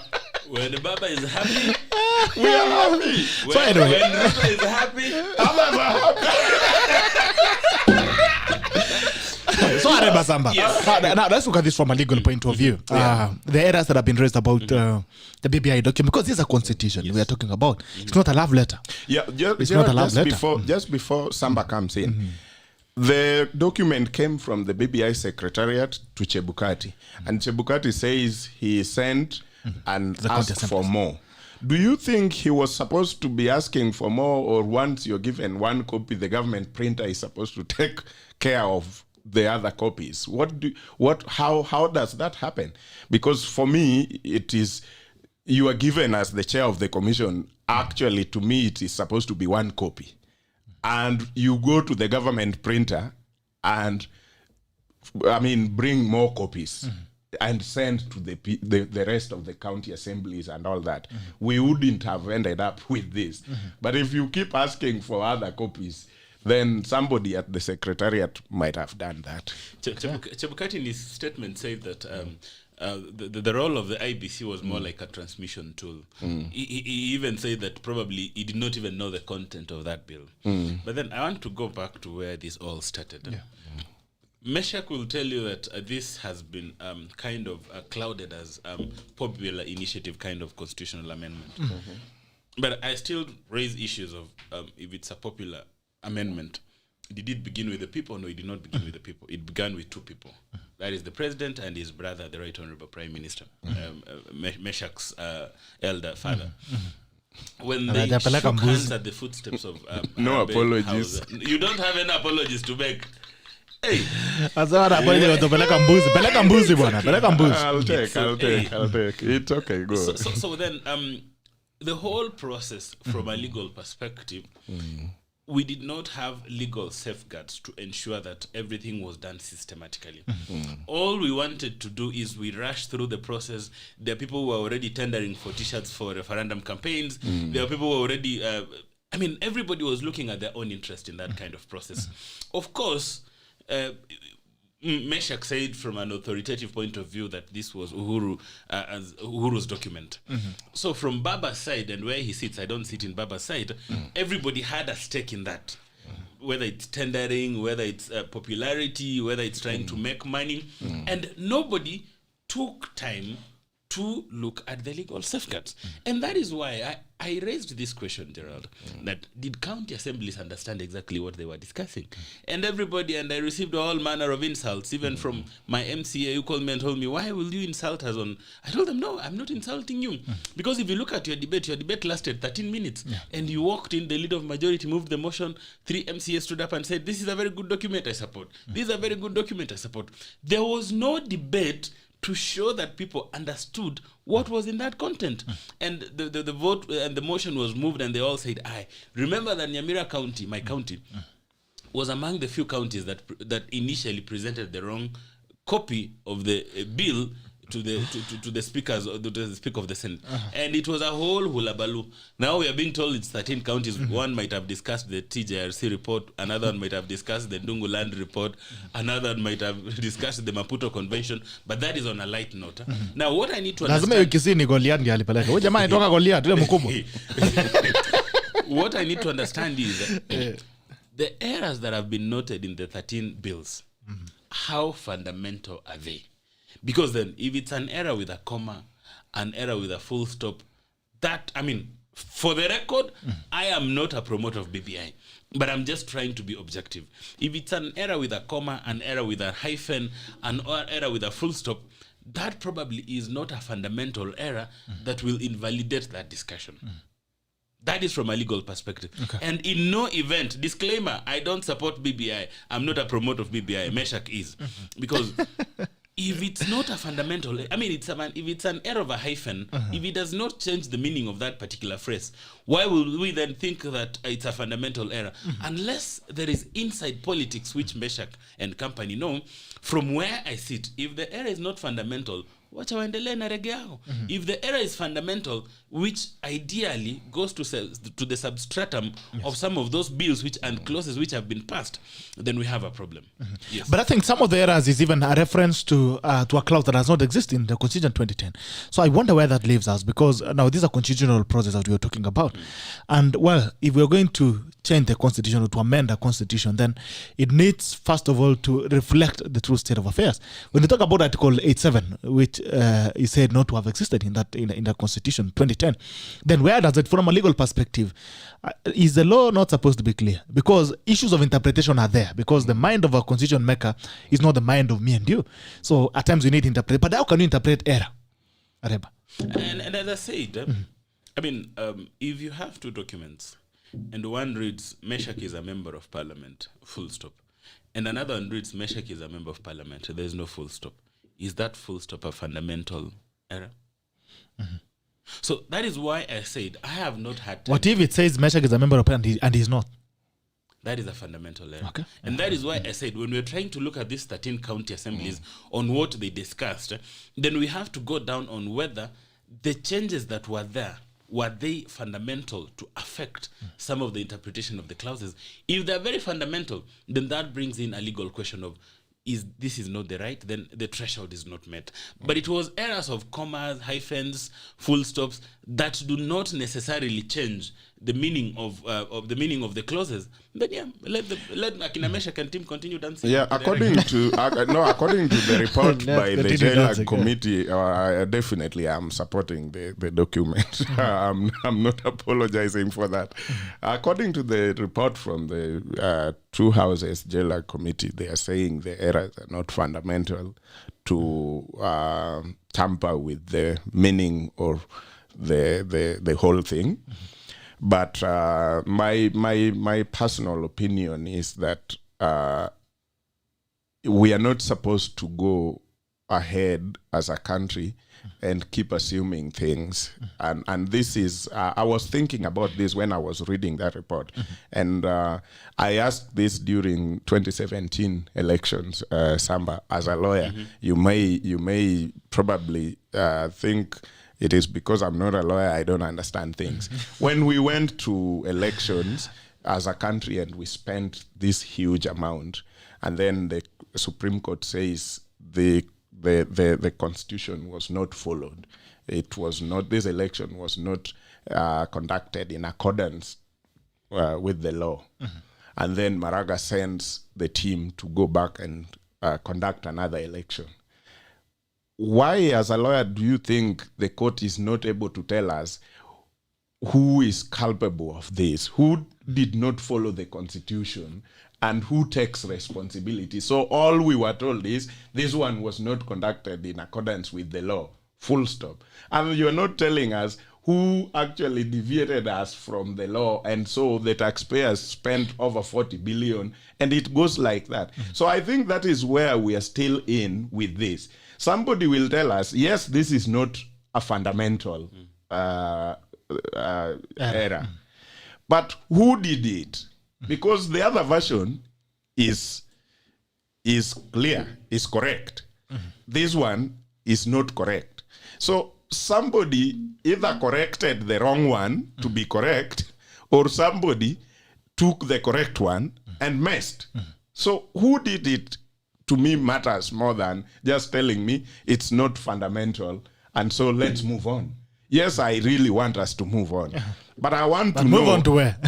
I want to know, as we move on, that mistake, did we come from the correct one and it was messed up, or were we having a messed up and somebody tried to correct? So we ended up with, because there is no way other than those two that we end up with two versions. We either have a good version and then I mess it up, and then we now have the version and the messed one up, the one messed up. Or we had the messed up is the original version, and then somebody tried to correct this. So we have the other one which was messed up and the one that is corrected. Okay. But I would want to know actually who takes responsibility. And I think again, I'd want to so know. As a country, we can't keep moving that. We identify mistakes, but we move on without knowing who made. So I felt like the Supreme Court around that time are telling us Kenyans spent more than 40 billion on election. And somebody deliberately made us move away from the law. And so they are sending the whole team to go back and conduct another election. But they are not telling us who actually takes care of that 40 billion and how did we get up. So we ended up to now. Another thing, AREBA, that I want to understand this now from... I mean, because now the bill that was passed, the right bill was by 13 counties. There's a threshold of 43 counties for the bill to proceed. No, 26. 26. Yeah. The threshold is not 43. Oh, 20 okay, all right, 26. More than 24. That is from 25. Yeah. Okay, so let's assume Actually 26 or 24, 25. because Okay, we are 24. 47, yeah. All right, so 24 now. The bill that was passed, the right bill was passed by 13 counties. Now, to give it the legality to be in the house, it has to have the right document passed by 24 counties. Now, where do we go with this? Because now then it means we are short of the threshold of the county assemblies. Those are your And words. we cannot assume. Those are your words as a media person, not the words of a lawyer. That's what I'm asking you. I said earlier on and to our viewers, is that we now probably need to have a scrutiny of the 13 counties which passed, quote unquote, the wrong bill. The right bill. 13 passed the right bill. I heard this morning that it was 13 that passed the wrong. Okay, whatever that it is. We need to have a scrutiny on those that passed the wrong bill. on what exactly was wrong. And I said earlier on, if the error is not fundamental, then the threshold in interpretation will still be met. If the error is so fundamental in that some of those bills change the meaning or the interpretation of the clauses in the BBI, then ideally that means that the threshold was not met. So you have to go back. We have to go back. But then again, And get the MCS and other cars. Again, you see, Gerald, it again provides a very awkward position in law, in that once it has moved from the county assemblies and it has been certified as having been passed, then an error is realized. Where do we go to? These are issues of interpretation, and probably one or two people need to head to the proper forums to get this interpretation. But my suspicion, and again, I am not a supporter of BBI, but my suspicion is that some of those counties, probably the error was not very fundamental. And it's just a suspicion. I'm not a son of a Jewish prophet, neither am I planning to be a son of a Jewish prophet, as my teacher Ongoya used to say. My suspicion is that there were just very small errors of commas, full stops, and all that. If I was a promoter of BBI and I was a supporter of BBI, I will have sat down and probably analyzed. But if I get instructions from ODEDE and team, I'll probably have been analyzing. But as of now, we cannot bring you close to this document because you have. But now let me ask you something, ODEDE. Yes. Now, how does it make you feel about the whole team that was crafting the BBI bill? Because I was looking at some of the conversations, the debate from Wazingishu County, and the MCS had picked out these errors, and they're saying, I mean, what you guys are referring to in this clause is not existent in the 2010 Constitution. I mean, what does that make you feel about? Because then all this time through the process, these guys never picked it. Even after the MCS raised the concerns, these guys never even picked that conversation until now it came out that actually we're having a problem with the document in the National Assembly. So how does that make you feel about the team itself? Gerard, one thing I have said all along, our county assemblies are not what exactly they should be. Our county assemblies, including Nairobi, which is the capital city. You realize the MCS that we are having are not up to the task, to be honest. Some of them cannot legislate. So we have a few who are really, really good, like the gentleman you're talking about, I saw it. Yeah. But because most of them are not a category of a person who can legislate. So it clouds our judgment up here that county assemblies cannot tell us anything. I mean, they know nothing. Yeah, they know nothing. Forgetting that there are few of them that are actually really good, actually deserve to be in the National Assembly or even the Senate. But because they took the chances to be in the county assemblies, they are there. That does not mean that there is no one in the county assembly that can raise something in this country that is helpful. So it really makes me feel bad simply because we have very prominent lawyers. And somebody said, when you have been in the war for too long, sometimes you forget why you are fighting in the first place. You just know, I need to fight. You just wake up in the morning and raise a gun. You just wake up in the morning. Yeah, if you start shooting. Yeah, if you read the story of the Japanese soldier in the World War II, the guy fought, including later, many years when the World War had stopped, he was still in the bush. So the people, when he was still finishing Philippines. And so it took the president of Japan to go and get a soldier who was his boss, retired commander, to go to the bush and command him, because he refused that he must see his commander. Commanding him to stop the war. Otherwise, he is not going to stop. So he fought the war that had stopped long ago. So some of us have been in this for too long. I mean, I'm talking about politicians. So sometimes that clouds their judgment. And so if AREBA comes today and say, I think this is the right thing to do, they first feel like, who is this telling us this is what to do? I mean, we've been in this. I mean, we came into this to fight, and we must fight. So the only time they stand is when an old soldier who was their commander is brought to tell them, stop. That's when they stop. And I think that is where sometimes we miss the point. I do not want to lie that even though I am supporting BBI fully, but I do not want to lie that there can never be a mistake on the side of the President Uhuru Kenyatta and his elder brother, my party leader. There could be a mistake, just like we see mistake on the other side. Yes. The other side can also see some mistakes here, but because it's politics, sometimes they feel like it is unhealthy to accept that this is a mistake. Okay. The People Daily huge relief after Treasury orders payment of pending bills. Cabinet Secretary Kuria Tani has ordered all government offices to clear their debt. Wacha tusikie manager. Jambo, habari asubuhi. Good morning. Hello. Hello. Yes, good morning. Hey, good morning, Jared. How are you? Fine, thank you. So, who am I speaking to? My name is Obed. Your name is? My name is Obed. Okay, yes, Obed. Niambie. Obed Musumbi. Yes. Yes. Wazee wada. Because Yes, niambie maneno. now, we need to just as a nation begin to rectify some. How do I put it? Like ODEDE has said, there are no mistakes, and I think if you have lived in this country, Yes. you have observed that there are never mistakes as such. And what has happened as a country is what I can call a moral breakdown. I know we are talking about legal issues, Yes. talking about the law, but for every law, there is always a spirit behind it. You know, you are trying to do good, you are trying to make sure that the law serves the people, and the people are not servants of the law.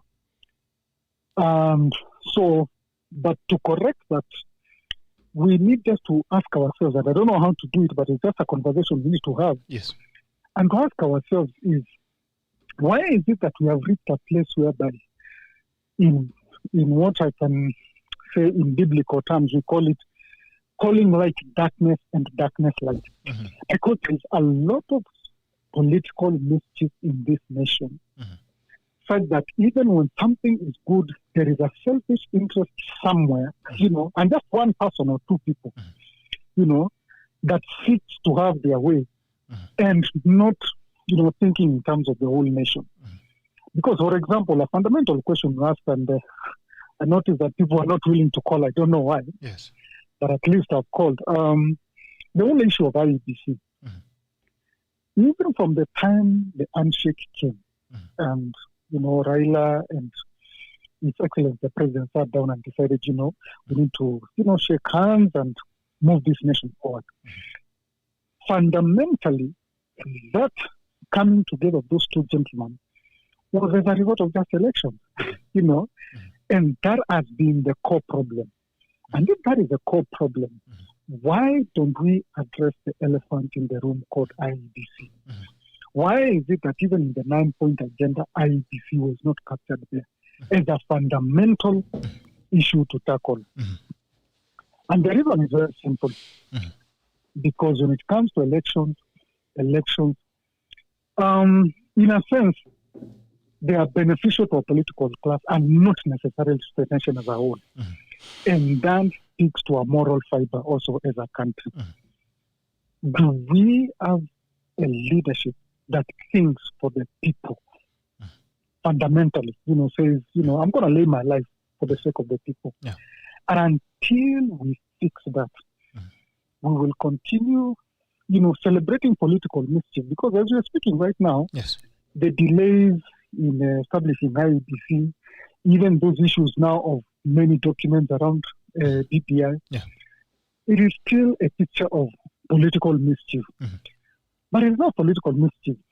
It is political immorality. It is leadership immorality. It is somebody somewhere just playing games. And the goodness that must attend to this nation will continue to be postponed just simply because we have accepted that, you know, light is darkness and darkness is light as a nation. Wow. That it is good, you know, to kuchezea mtu. Kuja tukae chini, tutengeneze hapa. What are you saying? Nataka tutengeneze hii. ifaidi wananchi, bring the whole nation together, unite the nation, let us stop fighting. But somebody else somewhere, doesn't feel that good. Personally, I'm not a supporter of BBI because as a country, and I'll go back to the issue of morality, Yes. and the spirit that we need as a nation. It is not the letters that we need, Yes. because as a country we have so many letters. We Look need the at spirit. every parliament. We just need the spirit, Okay. the willingness to do good, the willingness to do that which is beneficial to my neighbor. And that only comes from a place of being selfless. Okay. Unfortunately, we have never come to that place of selflessness. Wow. Selfless leadership, selfless citizenship. Yeah. Thank you. Thank you so much for your wonderful thoughts, Obed Musembi. I really appreciate it. Asante sana. Wish Kenyans could think more at that level. I appreciate your thoughts. Obed Musembi, I wish you a very good day. Please don't leave the broadcast. Na leo kana sisi hapo. Tuzungumze pamoja. Ninaendelea kukaa na nyinyi. Asante sana. Haya, I think someone else is calling in. Let's listen in. Jamba, good morning. Hello. Good morning, Bitok. How are you? Good morning to you, sir. How are you? I'm okay. Who am I speaking to? You are speaking to Martin. Martin from Kasarani. Niambie dadi. Niko salama sana. Say hi to the panelists there. Thank you. Now, my contributions today are not so many. Yes. But I think I want to pick on what the last caller has said, yeah? Obed Musembi. Yeah. So, sometimes when I look at leaders like, President Obama, Julius Nyerere, Nelson Mandela, there are, these aspects of a leader. A president must not only lead, but, seek to be, a thought leader for a country. A moral, those things, showing us the way. It cannot be that this president, everything that is being associated with him has so many illegalities, has so many offenses against the Constitution, and nothing can be done about it. Can you ask the wakil in that studio, could we be in some of these problems that we are seeing in this BBI? Though I don't agree with the process or even they need to amend the Constitution, but if we had a law, for example, a statute guiding this process, so that we know if we get stuck or if we encounter problems of this nature, how do we get to solve them? Because it seems like, we are in this uncertainty because we do not have a law guiding this process, so that we know if counties pass a document that has errors, whether substantive or, these, clerical or editorial or typographical errors as they are being called, what do we do? What is our remedy? Where do we go?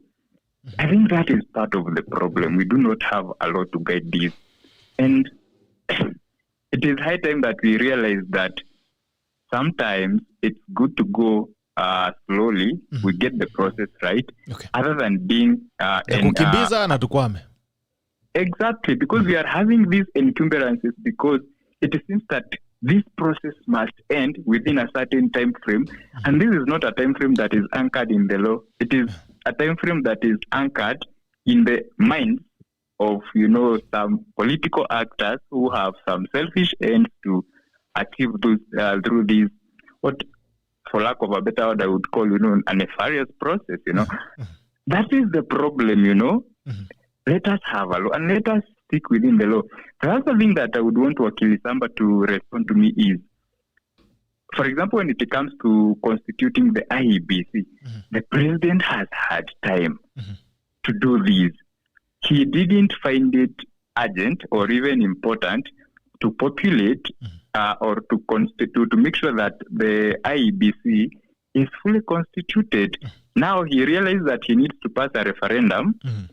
And because now that has become an urgent need for him, now all of a sudden he realizes that he needs to, nominate or even he needs to constitute this IBC, or he needs to have this commission properly constituted. But even in that process, we are seeing disputes because the Law Society of Kenya, perhaps you can say part of it is saying, our nominee to that vetting panel, Is it the person that we nominated is not the person that has, been included in the list? We are anticipating that they might go to court and, say, no, hey, wait a minute. So these problems, and the president, you see, in his own wisdom or through the wisdom of the people around him, through the wisdom of the people around him or lack of that wisdom, has gone into to include the name of a person that is being contested. These issues are going to delay us. And why can we not do things properly, Okay. Lastly, let me touch on the question of Somalia. We must be very concerned because of what is happening in Somalia. Yeah. And of course, it's not surprising because what you see actually is the selfish of leaders. People who want to do things or to remain in power at any cost, they don't respect the gains or the sacrifices that have been made in that country and by the region. Even for us, we have lost so much because of this country. And it's because of this. When people want to think that they are bigger than the country or even their ambitions are bigger than the country, that is the exact same reason that is the same scenario that we are seeing in this country. How I pray that moving forward as a country, we are going to have a moment of reflection and do that which is right for posterity. This country will be here long after we are gone. Let us work to make sure that this country is left in good shape. It's preserved for future generations. And I think if we can do that, we also realize that we are human beings. We are here for just a short period of time. We will be gone. Let us do that which is right. And it is not impossible. It is very possible to do that which is right because we have seen others who have come before us and have done that which is right. Thank you and have a good day. Thank you so much, my brother. Have a good day. I mean, that's powerful. Nilikuwa ngana kakofi hapo. Bado tuko tunapanga na ile makofi tuko na piga. Uhuru supporters are nowadays sober. I wish they were sober like this in 2013. Who told you that is Uhuru supporter? That is Uhuru supporter. We know the handwriting. That's a very sober Kenyan. That's a very sober Kenyan. Makofi. Very sober. I wish they were that sober from 2013 when Baba was saying this country is going the wrong direction. Now, is it different now that you are now the mad one? No. I mean, for us, we accepted and said, if this is the route you want us to go, let's go that route until you are sober. Then we will all agree we need to turn. Because you remember when Baba was coming from abroad and he was being told that Uhuru Baba, while you are away, these were happening. Baba, they didn't see anything was wrong. Until now, we accepted and say, this is the route you want us to go. We are going that route full time. Now they are all sober. Tutamaliza kutibu wa kumira. Tupata wanu wagonjwa zaidi. Turudi tuanze kuatibu hawa wa kumira. That is the only way we will all rise up and say, now let's take the right route now. As on the People Daily, huge relief after Treasury orders payment of pending bills. Cabinet Secretary Yukuri Atani has ordered all government officers to clear the debt after supplementary budgets were passed. I don't know what they are paying with because they don't have money. So I mean, I think it's just one of those orders that we are used to. The president made orders the other time. I didn't see payments being made. MPs recalled to fast track BBI. Showdown in Parliament Parliament will from tomorrow discuss the report that has pointed out salient issues in the proposals. It says are unconstitutional. The House is split on whether to edit bill or not. But funny again, the people who are putting up those constituencies are the same people who are doing the BBI. So it's interesting. Gerald, I think this guy was just right of reply on the last caller. Please. Two issues. One, he talked about the issue of the law being guiding principle in terms of the current constitutional amendment. I think my reading of Article 257 does provide the roadmap on what needs to be done. But I understand that we have a vacuum in an instance where the bill probably has a typographical error, or rather the same bill passed, there must have been a transmission error somewhere else. Then the question will be, does it invalidate what is anticipated to be the issue of public initiative, or rather popular initiative? So there's a little gap, but I think if we go back to the rules of interpretation, if we go back to the rules of the norms and usages on how we do these things, then we're able to get a solution there. Then number two, the issue of IBC, not going into the details of that. Of course, I understand, and as I said earlier on, the election process is a process and it's a cycle. And it's true, I agree with him, the caller, that there has been a lot of time available for the president to constitute the panel and also to have good time to have the commissioners in place. And all this has just been there, and there is nothing that has been done. The same way we have 41 now 40 judges who have not been sworn in. Yeah. And the Court of Appeal And the has really suffered. Yes, as we are speaking right now, the quorum at the Court of Appeal is terrible. We have matters at the Court of Appeal and we are not able to constitute a bench. Yeah. It's quite sad. It's quite unfortunate. And remember, just to digress a bit, the president did come out, or rather his people did come out and say, among the judges that we have some adverse reports which have been raised. Two issues. One, the president has representatives who he has nominated to the JSC panel. Of course, the Attorney General is there. We have two representatives who represent the public interest, who are the president's nominees. When they were sitting during the interviews, did they ever raise those issues? The second issue, most of these who have been nominated, they are serving judicial officers. If you have adverse reports against them, does it mean that they are not fit to serve the positions that they're serving currently? All in all, what we are saying, Your Excellency, Mr. President, swear in the judges. There's something I want to say, Nani Gerard. Please. I think Attorney General, who is now in the seat, has disappointed. I mean, there are so many cases against government that are actually won. And even the public, without being a lawyer, you can see that this is not right, according to the law. So I do not think Justice Kiara, who is now the Attorney General, has done so much work. Who is that guy, by the way? Yeah? Mara mwisho nilimsikia wakati alikuwa anachaguliwa. Yeah. Kitu Muigai will be he all was over. leading the Court of Appeal when he was given this. And now he's in the JSC as Attorney General. And you can see we have a substantive acting Chief Justice. And he is okay with Professor Mugenda chairing the JSC. And he is Attorney General. And now people are in court with that. Even if those people are not going to win, but as Attorney General, you would have advised. Some of the advice would be, if you do this, somebody can see a reason to go to court. So let us just do this so that we don't give anybody a reason to go to court. Then we'll start all the process all over again. Which will derail right this. Even if it is not started all over. But the time wasted. That's what I'm saying. Now we've wasted resources, we've wasted money. And resources.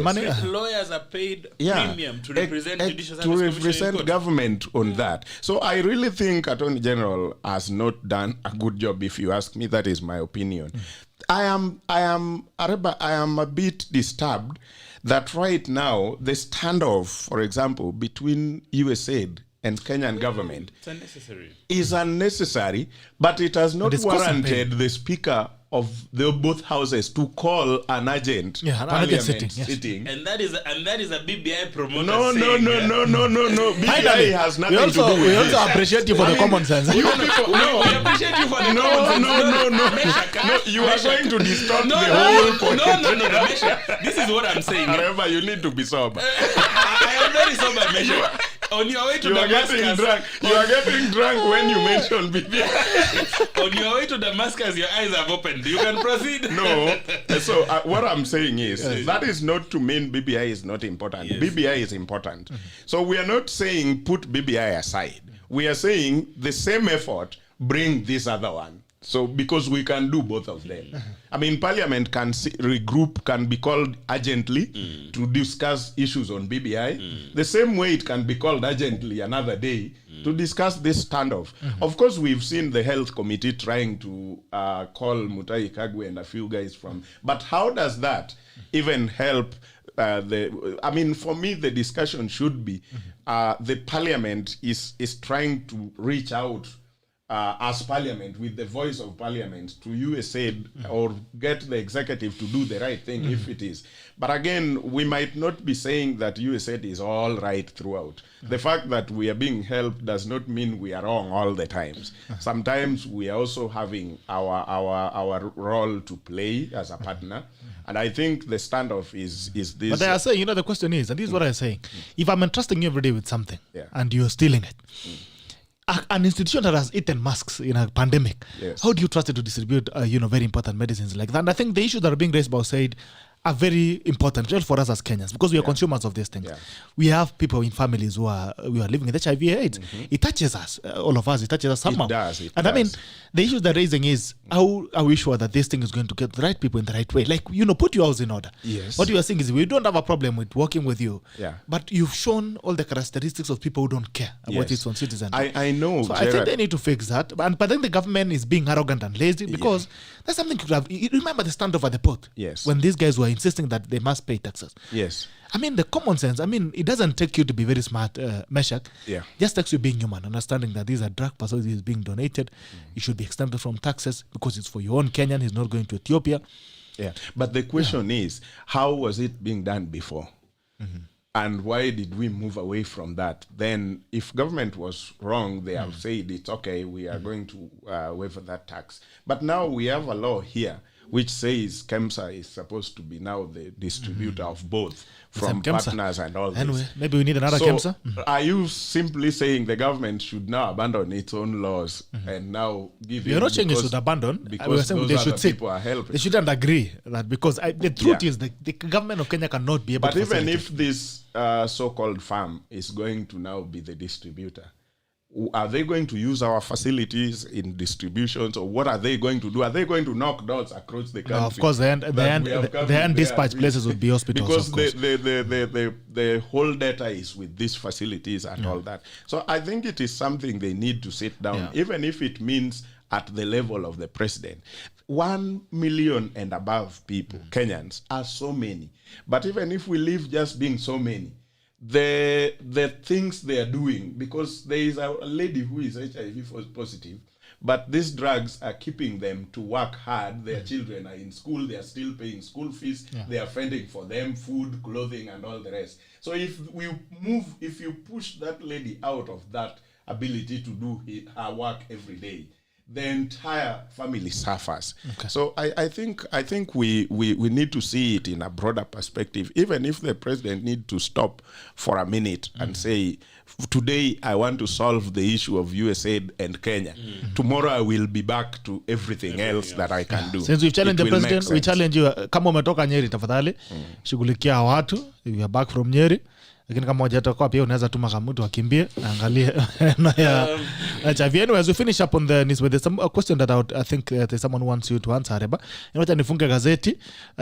Gazeti inasema most MPs recalled to fast track the BBI, to fast track BBI. Showed on Parliament will from tomorrow discuss the report that has pointed at salient issues in the proposals it says are unconstitutional. The House is split on whether to edit bill or not. At a glance, special sitting legislators have been recalled to debate the proposals Wednesday and Thursday. Constituencies proposals to increase number of constituencies has been found to be unconstitutional.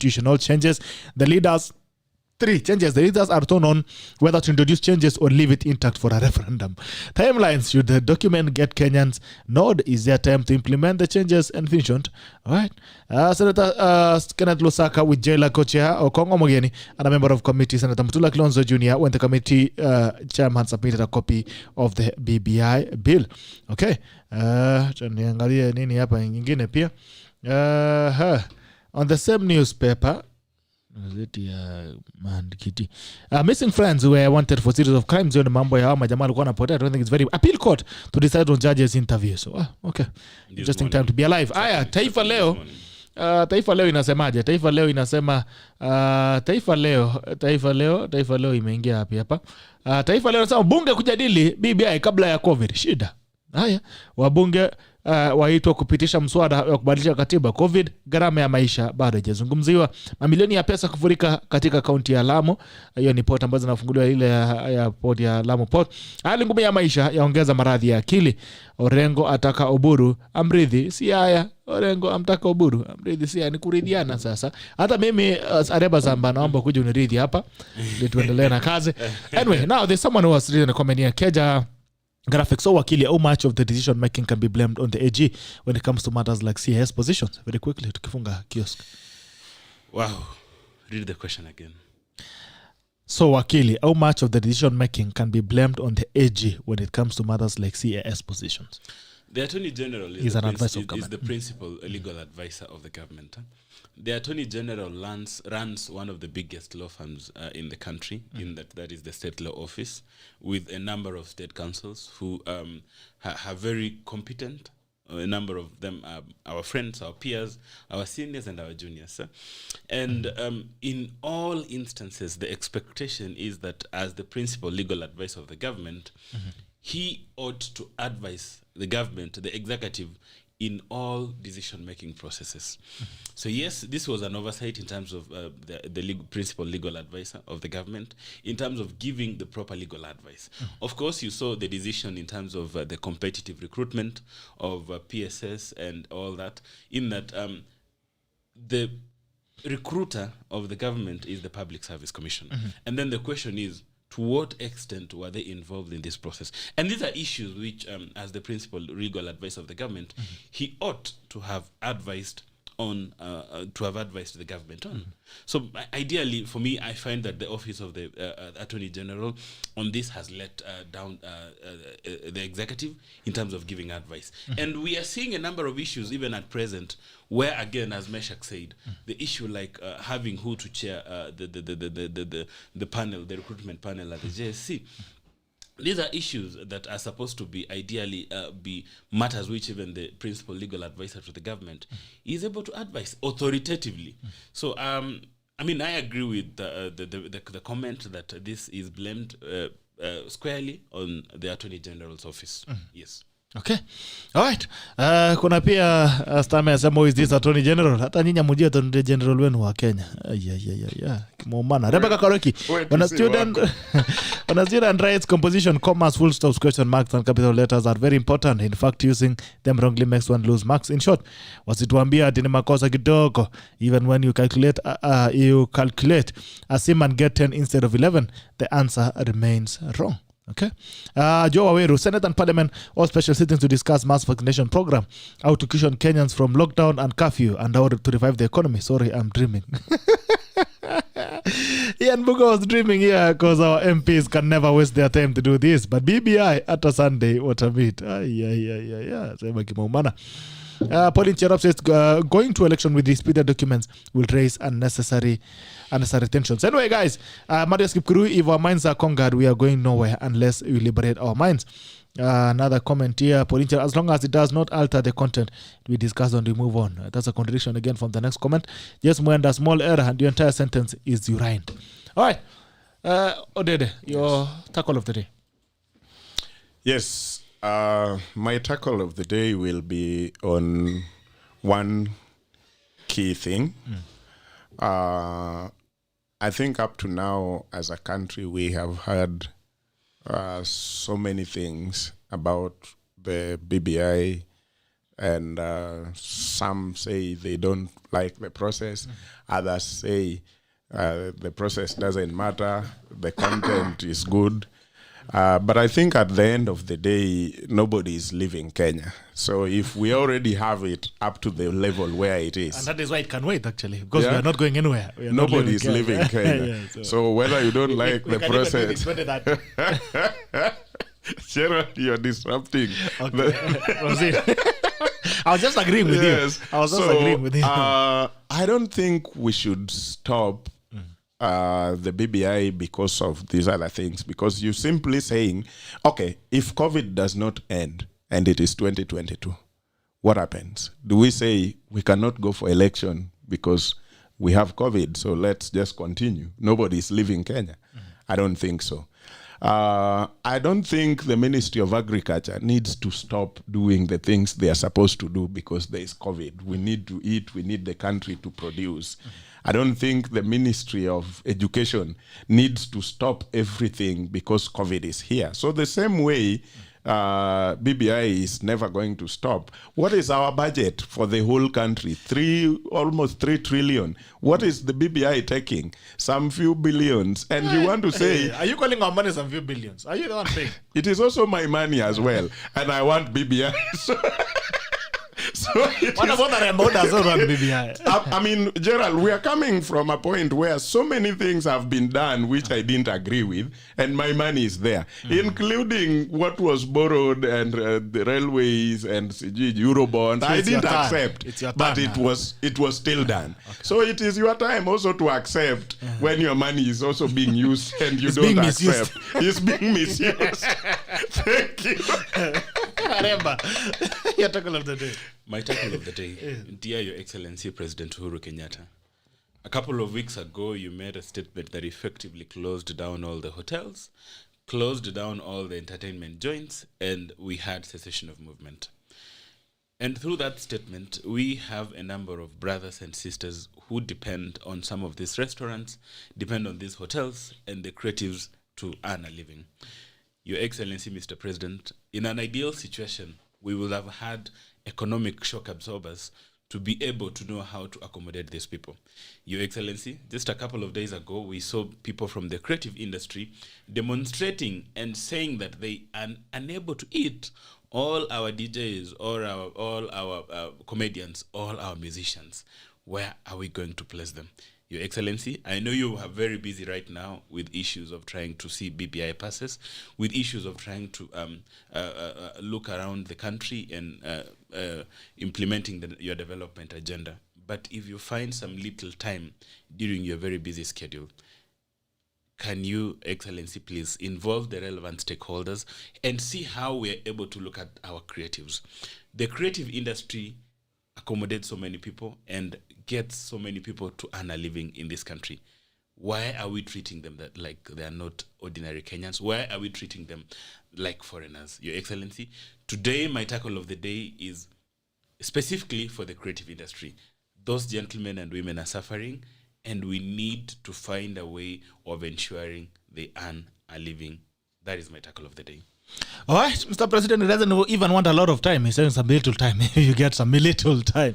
All right, I don't know if little time will be enough to address it. But anyway, that's the pain of Kenyans that we're hearing. People are suffering. People want the country. We know, again, we are living in a time of a pandemic, but we cannot do better with an open economy as well. Fungua uchumi, tufanye kazi, tafute pesa, tukimbizana na maisha wale ambao tutabaki tutasonga na nchi, you know. And anyway, that is it for me. It's been a pleasure. Thank you so much, MESHACK ODEDE, for coming in. Asante sana wakili AREBA SAMBA for coming in. To the tacklers who have been in, we really appreciate. We'll see you again tomorrow on Siasa Wednesdays. Taambia nani atakuwa tuweze kupiga kazi pamoja. Until then, take care. We love you. This is the tackle and the tackle ends now. Bye bye and take care. Signing out.